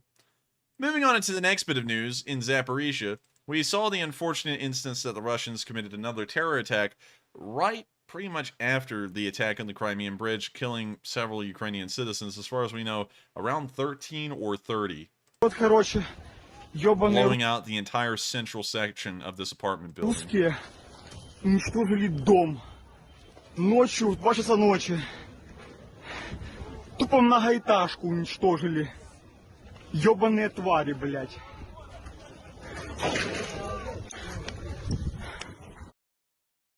And so with that, let's end that video. And once again, unfortunate to see that the Russians, once again, are committing terrorist attacks on civilians for reprisals on Ukrainian successes in the military sector. We can also see that the Ukrainians were able to shoot down one of the Shaheeds on their way to Zaporizhia here in this field, apparently shooting it down with a heavy machine gun. Сбили шахет 136-й, ударный беспилотник. Вот его двигатель. Только-только засыпали песком, еще дымится все. Вот микросхемы, электроника, мозг, крылья.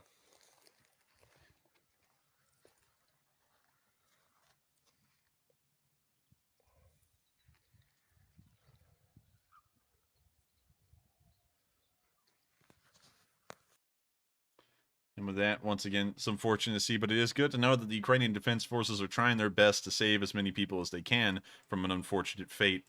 Moving on to our final bit of news in the Kherson region, we saw today that there was a little bit more combat occurring in a village somewhere in the Kherson area. It says location unknown, but we got this largely narrowed down to the Kherson area, although we don't know exactly where.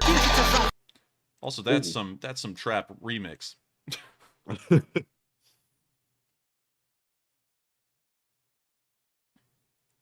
You see them moving forward. You see them moving through the village to the other side of the road.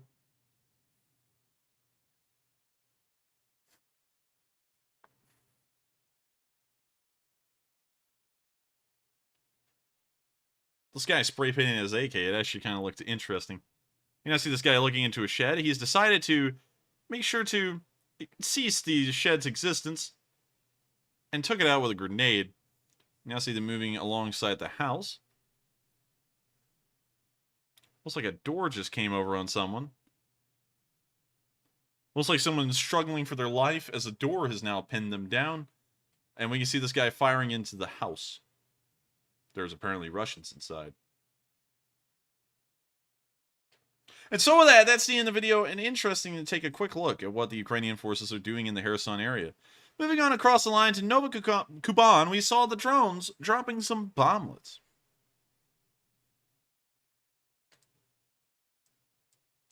See a Russian soldier right there. And...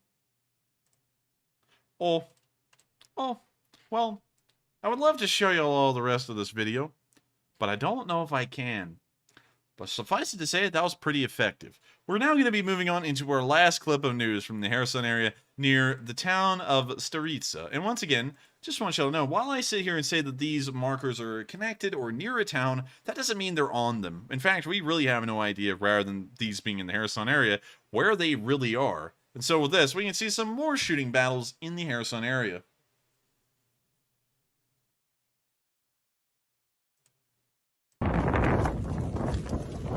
See this man just absolutely speeding across this dirt road. Now they're firing down the road. A lot of Ukrainians spray paint their guns. Yes, apteczka, yes. They like the Ukrainians got the concept of drip or drown, and they are dripping. Бери аптечку.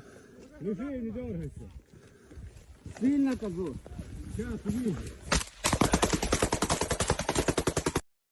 With that, that's the end of the video, but once again, it's great to see that the Ukrainian forces are pushing home the offensive in the Kherson area.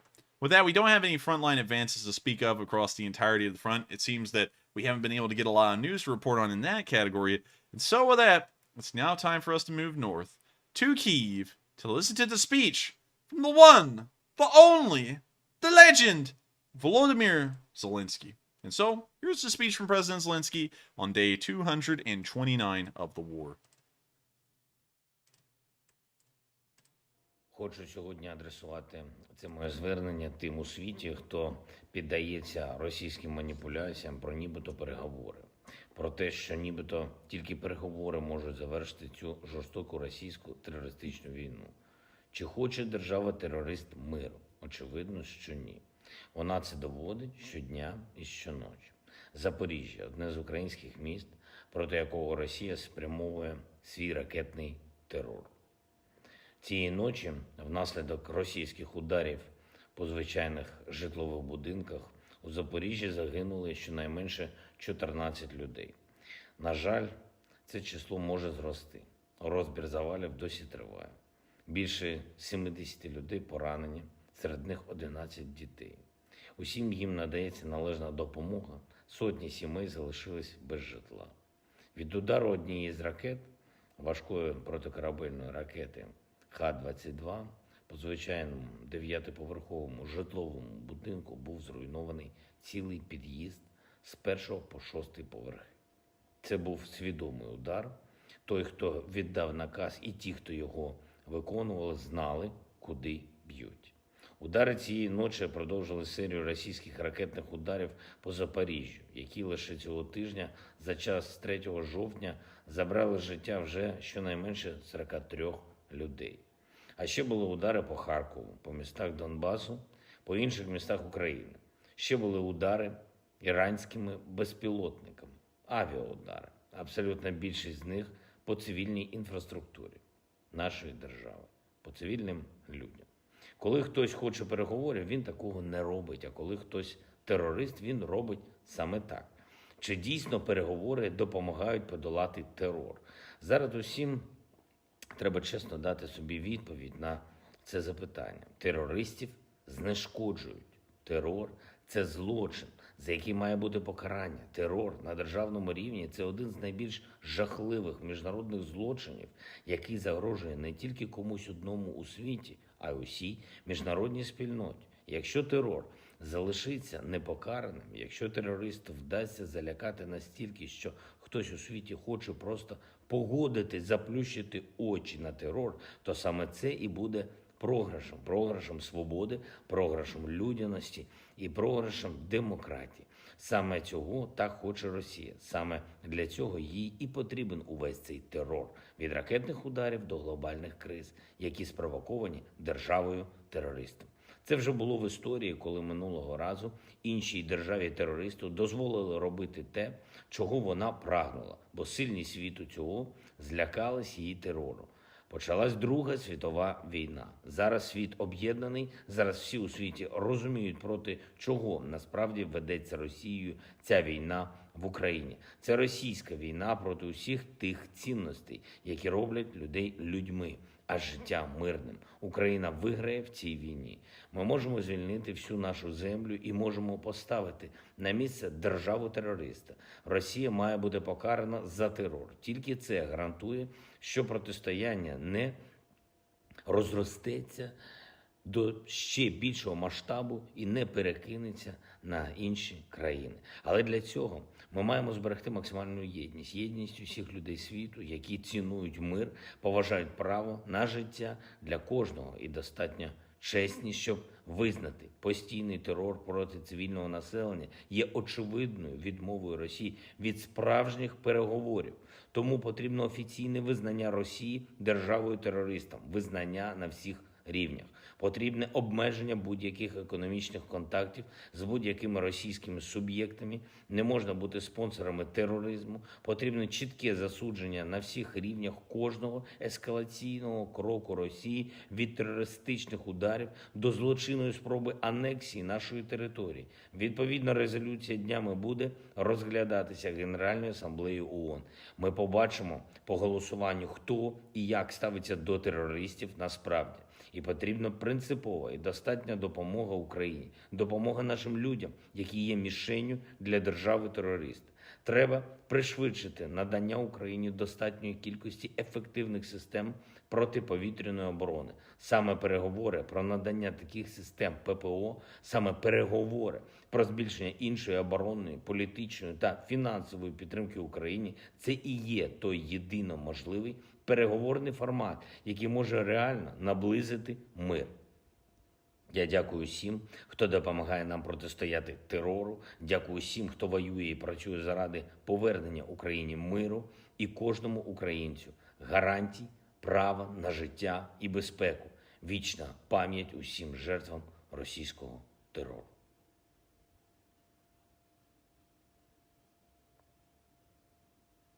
Слава Україні!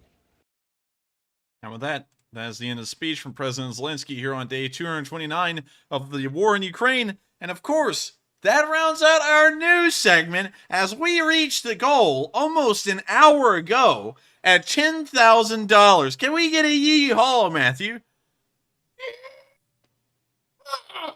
Goodness. All right. Let's get you some water. Now, we're calling the ambulance right now, actually. With that, Thank you, everyone, so much for enjoying tonight's news. If you have enjoyed, please make sure to hit the subscribe button. Of course, it helps out this channel a lot. It helps us to grow the Lee Spring Army. And also hit that bell button because it lets y'all know when these streams run. Which, barring the unusual instance of an internet complete outage in our area, or OBS telling us we've reached the quota for the day, like we're some kind of a Stakhanovite coal worker in the Soviet Union, we are able to run these streams every single day of the week, except for Mondays at 10 p.m. Eastern Time. And so with that, I thank you so much, all of y'all, once again, for being the Lee Spring Army and being the special and kind people that y'all are. I don't think there's a kinder and more interesting group of people on the entirety of YouTube rather than right here on this channel with all of y'all. And so with that, thank you all so much once again, and we will be answering questions until 12:30 p.m. Eastern Time, and once we reach, actually I believe that would be 12:30 a.m. Eastern Time, and once we reach 12:30 a.m. Eastern Time, we will be wrapping out this stream entirely. And so with that, let's hit those polls, and let's get right into those questions and recognizing donors that have thrown in support to Razon for Ukraine in between the last question segment and this one. All right, and real quick, let's try that yeehaw one more time. That did sound like a pitiful chicken on that last one. Yeehaw! There we go. That one was a lot better. The first one sounded like a dying animal. Dude, I'm sorry, folks. You sound like this. You sound like, ah! It did sound pretty bad. I knew it was going to sound that way when I was doing it. I was like, oh, that's not coming out right. But anyways, Randy, yes. Not to double down on it too much, but have you ever seen that video from Wheel of Fortune where that guy tried to do the Scooby-Doo voice and he got in that guy's face and he went, I don't think so. Oh man, I'll have to show you that after stream, but that one was like, oh goodness. But with that, we are on to the donors first. All right, so we actually don't have any more top donors at the moment, but we still are. Actually, I really can't see what the actual total is. It says 10,000 on my end, but I can't see the exact number. If you can see it, Enforcer. Let's find out real quick. Let me actually go flip-flopping around. Flip-flop, flip-flop. And interestingly enough, Matthew, we have gotten an exorbitantly massive amount of views. It seems like a lot of new people are being sent to our channel. Yes, and a lot of new bots tonight, I must say. Yeah, they are seething. They're crying and they're whining. They don't like it. Also, everyone, hit that like button if you can. We've got 2,420 likes right now. I'm wondering if we can get up to. Actually, we're at 3,092 right now. Sorry, but real quick, let me go watch this on YouTube. Y'all are going to hear me for probably about a second. Like a lot of new people. Yeah, like right there. And we are at 10,428. So pretty decent all around. That's very good. Yes. All right. Please go ahead. Please proceed. Are you saying something? No, please You're proceed. breaking up there for a minute. But anyways, that's very good. And we don't have any top donors for the moment. So, Enforcer, whenever you're ready, we can address those polls. Well, let's get right to it then. All right. And the first poll, the question said, do you think the West should intervene in the Ukraine war to finally end it? It looks like 40% said no, that would end badly. 37% said yes, this has lasted too long, and 23% said maybe. I'm undecided. Now for me, I would have to say, for right now at least, no, that would end badly. I only think that we should intervene militarily if nuclear weapons are used or chemical weapons or some banned weapon of that sort. But Enforcer, what are your thoughts? I would have to agree with that. I don't think we should go over there and get involved because then that just starts World War III and that will not end well. We should try and end this in our favor as best as possible without putting the entire world and its existence in jeopardy. And so with that, I hope that answers the poll fairly well, and we are on to the next one. And the next poll said, does it seem like Zelensky's demeanor is unusual? It looks like 47% said no, he is just exhausted. 29% said maybe, I can't tell. And 24% said yes, something is wrong. Now, real quick here, let me get rid of a bot that said something pretty bad. Oh, where is it? Where is it? I want to see it. You'll see it right there. You'll see it got deleted. But anyways, on this poll, I would have to fall within the 24% that said, yes, something is wrong. Zelensky's demeanor tonight did not seem good. And yes, I know the guy is very tired, but he's been tired for quite some time because the war is very draining on the guy. He's got a lot riding on his shoulders, excuse me. Absolutely butchering that there. but it seems to me like maybe he knows something that we don't, or something of that sort. But Enforcer, what are your thoughts? I would have to say he's probably not really happy about the civilian casualties, and he may have gotten a message from the Russians or some kind of a implication that there will be even more, and that may trouble him. I'm not exactly sure, but I would have to say that there was something wrong, because that massively long pause at the end where he just looked at the camera was very uncharacteristic. He has never done that before, but I don't really know why he did it. We'll just have to wait and see in the coming days if it had anything behind it, or if it was just in anger over the civilians that have been killed so far just over the past day. And so with that, we are on to the next one.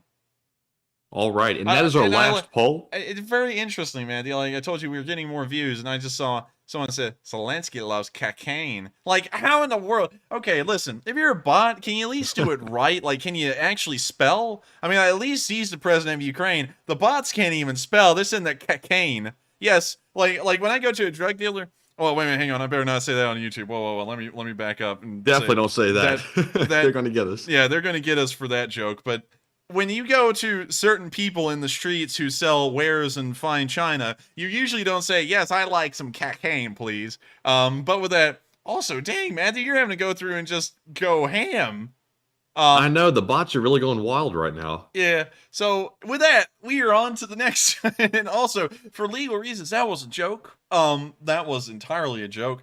And so with that, we are on to the next one. So if anyone comes through here, that was supposed to be a joke. That was not against the community guidelines. And I heard you say go to the rug dealer, so I didn't hear anything else rather than that. You were looking for a rug. Yes, I was actually saying the rug dealer, and due to my accent, it came out as the rug dealer. So you can kind of see where it came from. But anyways, we're on to the next one. All right, and our first live chat question goes to Squeak, who says, do you think the UAF will start pushing on Severodonetsk and Lysychansk soon? Even with some inaccuracies on the map, they seem pretty close. Enforcer, what do you think? I would have to say, can't really tell you. I've told a group in Discord, it was a small group of 7 to 10 people, what I thought would be happening soon, just so that way next time things happen. And already one of those things that I told him happened, and I said, y'all didn't I say that? And they said, yes, it happened. He actually said it. I've already said what I think is going to be happening over the next few weeks, and I can't really say a lot. I don't want this, because of course I want to make sure that operational security is maintained. I don't want to say anything about what I specifically think, but I do think Severodonetsk and Lysychansk is within their sights. The group of 7 to 10 people that I talked to, they know what I'm thinking will happen, and so if it does happen, then I will say that's exactly what I thought. I'll say, can y'all back me up? And then they'll say either yes or no. Hopefully it's yes, so that way I'm not sitting there and just saying that crap to sound good. But for operational security purposes, I don't really want to go into it too much. And so with that, we're on to the next one. All right, and up next we have a question from Andy, who says, do you think Vladimir Putin rushed the Annex vote so he could bypass the law that prevents him from deploying his main army outside of Russian territory? That's actually a really good reason, and that may be the case why they did that, but at the same time, they can't even sustain the force that's there now, or even the partial mobilized force that should be on its way there. They can't even feed them or give them lodging in barracks. So I don't think that would be the reason, because infrastructure-wise and logistically, they wouldn't be able to support them there. But that may be one of the reasons why. It's a pretty good assumption, honestly, and that's a smart way of looking at it. And so with that, I thank you so much for a great question. It does have a decent amount of merit to it. And honestly, considering that it was such a decent assumption and claim, I would have to say that may be one of the reasons why they did that. And so with that, I thank you so much once again for the great question, and we are on to the next one. All right, and next up we have a excuse me, my mind is starting to go, folks. It's been a long day, it's been a long week, so please forgive me here. I'm going to try to hang in.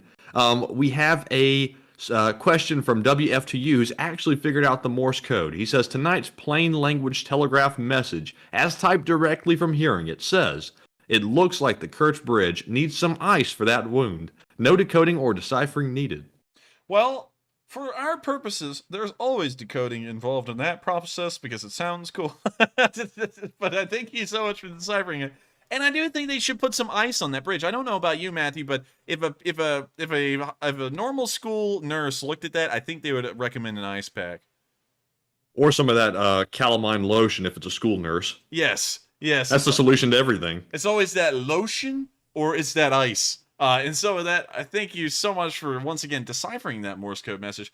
Listen, man, I know you're just reading it, but it's deciphering, man. It's deciphering. Get it through your head. Sounds cooler. It makes it sound like you're doing something cool, not just reading a book.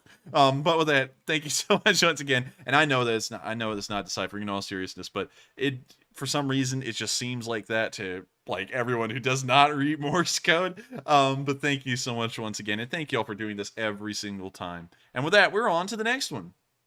All right, and next up we have a question from Fultman, who says, have you seen the new Abrams by General Dynamics?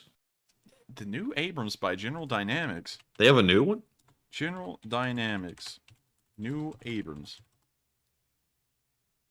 What? What is this? It's brand new, a day ago. Let's check this out. Wow, the Abrams X. Wow. I can tell this is going to be a banger just by looking at the intro of it. Oh, man. I wonder if it's got music. It's like that corporate music, you know? Oh, my God. That doesn't even look like an Abrams. That is cool, though. Look at like the 25mm gun up there. That thing is going to shred infantry. I mean, Jesus. I don't know what that means, but it sounds cool.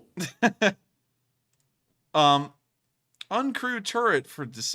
Oh my God! The General Dynamics group has gone and made an American T-14 Armada. What? This is nuts. Okay, now I gotta say one thing. These flaps are definitely for marketing purposes because there's no reason to shape them like that rather than to make it look cool. They considered the intimidation effect, I guess you could say. It looks more aggressive that way. Yeah, it does. Oh, man. And then once again, psychological. It's psychological. It makes it look a little bit more intimidating. But wow, does that thing look cool. 50%. It's called the Abrams X. What a cool name. Yeah, it's really a mean tank. I don't know why they made this video the way it is. It's almost like it's a whatchamacallit, like an ad for a Ford or something like that. But this is a cool tank by every mean of the word. Also, this large autocannon up here, in case of you did not know, Matthew, that looks to be automated like the rest of the turret, and considering its caliber, if that thing's filled with like high explosive rounds, that's like carrying around a Bradley on top of that tank. And you know that Bradleys can do some pretty good work against infantry, and so this thing will be doing some incredible work against tanks, incredible work against infantry and emplacements with its high explosive rounds, most likely. And then that autocannon on top will just be finishing the whole thing off. Someone just said, Enforcer, I'm kind of shocked, honestly, that they haven't come out with like a fully automated tank yet. I thought they were about to say this one was, but it's actually not. And I gotta say, that is a good point. Also, someone said that is not a real tank yet. It's a concept. Yes, just like the Panther KF-51, it is just a concept. But concepts, actually, to be honest with you, concepts really never go anywhere. Most of them don't. Believe it or not, it's like most of them fail. But still, someone actually brought up an interesting point, Matthew. Someone said, what if I went back on this video and I redid the whole thing in a Sam Elliott voice? Yes, do it. All right. We'll give it a shot. I was waiting for the approval there to make sure I wasn't going to be annoying people, but introducing the all brand new Abrams X, the only one of its kind in the United States to have an automated turret and the pulling power to carry an entire war with you. Watch as we show the all-enabled catalyst NGA on this tank. AI. Oh yeah, you're right. Uncrewed turret for decisive lethality. It's got enough torque to haul anything you want. The accuracy on this thing is better than shooting the tick off of a dog, and it's got improved mobility with weight reduction to make sure that it can corner those corners you need with a 50% less fuel consumption that you desire. I'm butchering my way through this advertisement with the enhanced silent watch, which I have absolutely no idea it does. Introducing the all brand new Abrams X from General Dynamics. Ye to the damn hall. And ye to the hall as we make sure to deliver on this. And also, look at that Steven Seagal movie. Steven Seagal movie, A Dangerous Man is a sad and hilarious mess. Worst movie ever by Space Ice with 104,000 views. And also, it looks like a lot of people actually like that. Hopefully, I hope they did. And so I think a lot of people were laughing at the mix-up between all and AI. yeah, I was just messing that whole thing up. But I hope y'all enjoyed that fairly well. And if y'all wanted, I was thinking about doing this, Matthew, as like a side thing. What if I made a side channel where I did stuff like that, like videos, and I did everything in a Sam Elliott impression? Because that would actually be pretty funny. I don't know. Maybe that people would like be. it. But with that, we are on to the next one. And thank you for letting us know about that, because I had no idea that a new, I guess you could say, show tank came out and was being displayed. And with that, on to the next one. All right, and up next from the live chat, we have a question from Hoodoo, Texas, who says, Enforcer, Russian Air Force to discredit Putin, ? Didn't Putin just put a Luftwaffe, Russian Air Force general in charge in Ukraine? Yes, he put Hermann Goering, Vladimir Makutsky in charge of the armed forces of the Russians. Is he going to do good? Probably not, because they've replaced like 6 or 7 of these guys over the course of the whole war, and none of them have done better. They've even gone through their toughest guys, like the butcher of Syria. They went through the war criminal of Chechnya. They've gone through a lot of them, like a lot of their baddest and meanest guys, and none of them really seem to be able to get down the whole taking on a military side of things. A lot of them can get down the cutting down hordes of civilian sides of things that they've become famous for, but it just seems like none of them can really follow through on actually taking on a military. So I don't think this guy will do great, but he'll be here for probably about 3 weeks or a month, and then they'll replace him with someone else. And so with that, I hope that answers that question fairly well, and we are on to the next one. And next up, we have a comment from General Putnam 2, who says, heads up, Putin has convened his Security Council for tomorrow morning. He will announce his retribution then and there, or earlier. It is supposedly feared. And I will be waiting for it. I have to hold judgment until I see what's about to happen, because I don't want to fear it, because what if it's nothing? What if it's like, oh, we're taking the partially mobilized forces, we're sitting them in now. Good, it's like they're not even trained at all at that point. And he's obviously not going to be using nuclear weapons, most likely, because if they were, we would have already been notified, because in case y'all don't know, usually whenever anyone fires a nuclear weapon, they always notify everyone else, because if you just launch one and no one knows what's happening, people could be thinking as soon as that thing leaves the silo and starts heading this direction, oh crap, it's going for Britain, and then Britain launches off their nukes, everyone else does, and then you immediately start a nuclear holocaust. So with that, I will be looking for it, I'll be waiting for it, and I'll see what happens, but I'm not going to be fearing it all too much, in my opinion. And so with that, we are on to the next one. All right, and next up, we have a question from the away team, who says, wouldn't a missile hitting the Kirch bridge set off missile defenses from Russia? Well, you think it would, but honestly, look at Russian equipment and tell me that any of that's actually reliable, and get back to me, because I don't think it would have been reliable enough, in my opinion, and of course, that's not really an opinion, it's almost based off of facts at this point, to be able to reliably shoot it down, so it probably made it through. Because once again, remember, how many times have the Russians tried to shoot down HIMARS missiles, and they fail every time, they don't intercept any of them, and so I think that missile probably could have made it through perfectly fine and not gotten shot down. And so with that, I hope that answers the question fairly well, and we are on to the next one.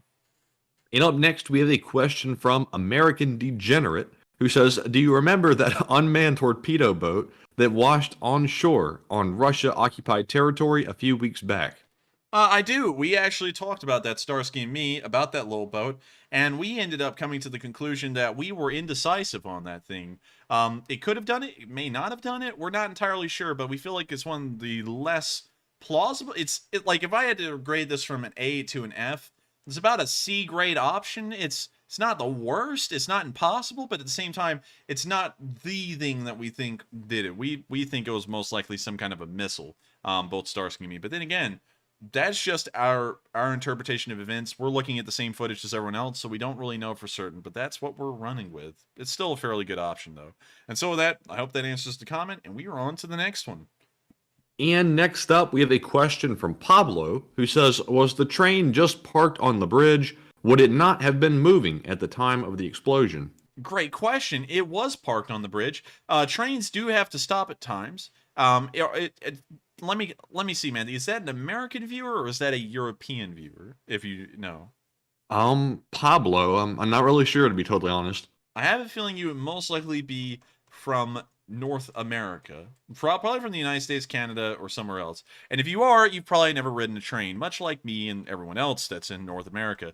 And in case you don't know, a lot of Europeans will probably know this. If you ride a train, it may just stop at some point. Like, it doesn't even make it to its destination. It just stops on the railroad for 10, 20 minutes. Usually passenger trains don't really do that all too much. But it was parked there, and the reason being is that there are railroad signals on that bridge. And so there was a train further up the bridge that was waiting for its signal to turn green and move forward. And so this one was pretty much caught at a red light. You can actually see the one it was stuck at right there. There's its red light. And it was sitting there. And it was waiting for a green signal so it could move. And then the missile exploded behind it right here. Shrapnel flew up. You know, of course, this is going off of my story. It may have been something else. But something blew up. Shrapnel flew up. Hit those oil cars, punctured them, and then they caught on fire, and the train just stopped there and didn't move because, of course, it was a burning wreck. So with that, it did stop, and it was stopped on that bridge because it was at pretty much a red light, and in normal terms. And so with that, I hope that answers the question fairly well, and we are on to the next one. And our next question is from Packrat, who says, think it could possibly be an inside job, ? Russian engineers planted explosives on the support, perhaps. It would cause an explosion as such, I am sure. And it could have been. But one thing I always lay away from is false flags, especially one like this, because imagine if the damage had been more significant. That would handicap Russian forces in Crimea and Kherson so badly that they would never recover in the entirety of this war. And so, while that seems like it could always be a Russian false flag, this one wouldn't make a lot of sense. This would be a lot like them blowing up the Kremlin in its entirety just to try and, I guess, make the Ukrainians look bad or do something in response. And so with that, I hope that answers the question fairly well. And with that, we are on to the next one. And to quickly go over our final poll of the night, the question was, do you like the new Abrams X tank? It looks like an overwhelming 93% said, yes, I love it, and 7% said, no, I don't like the design. So it looks like General Dynamics has a winner on their hands. Hey, and if they got a winner with the public, they got a winner with the Department of Defense, right? Oh, no, yes. Not really. There is so much stuff that the Department of Defense has axed over time that was really popular with the public. You may remember this helicopter, Matthew. If I pull it up, the Comanche helicopter. The thing that was supposed to come around and replace the Apache that never really made it far.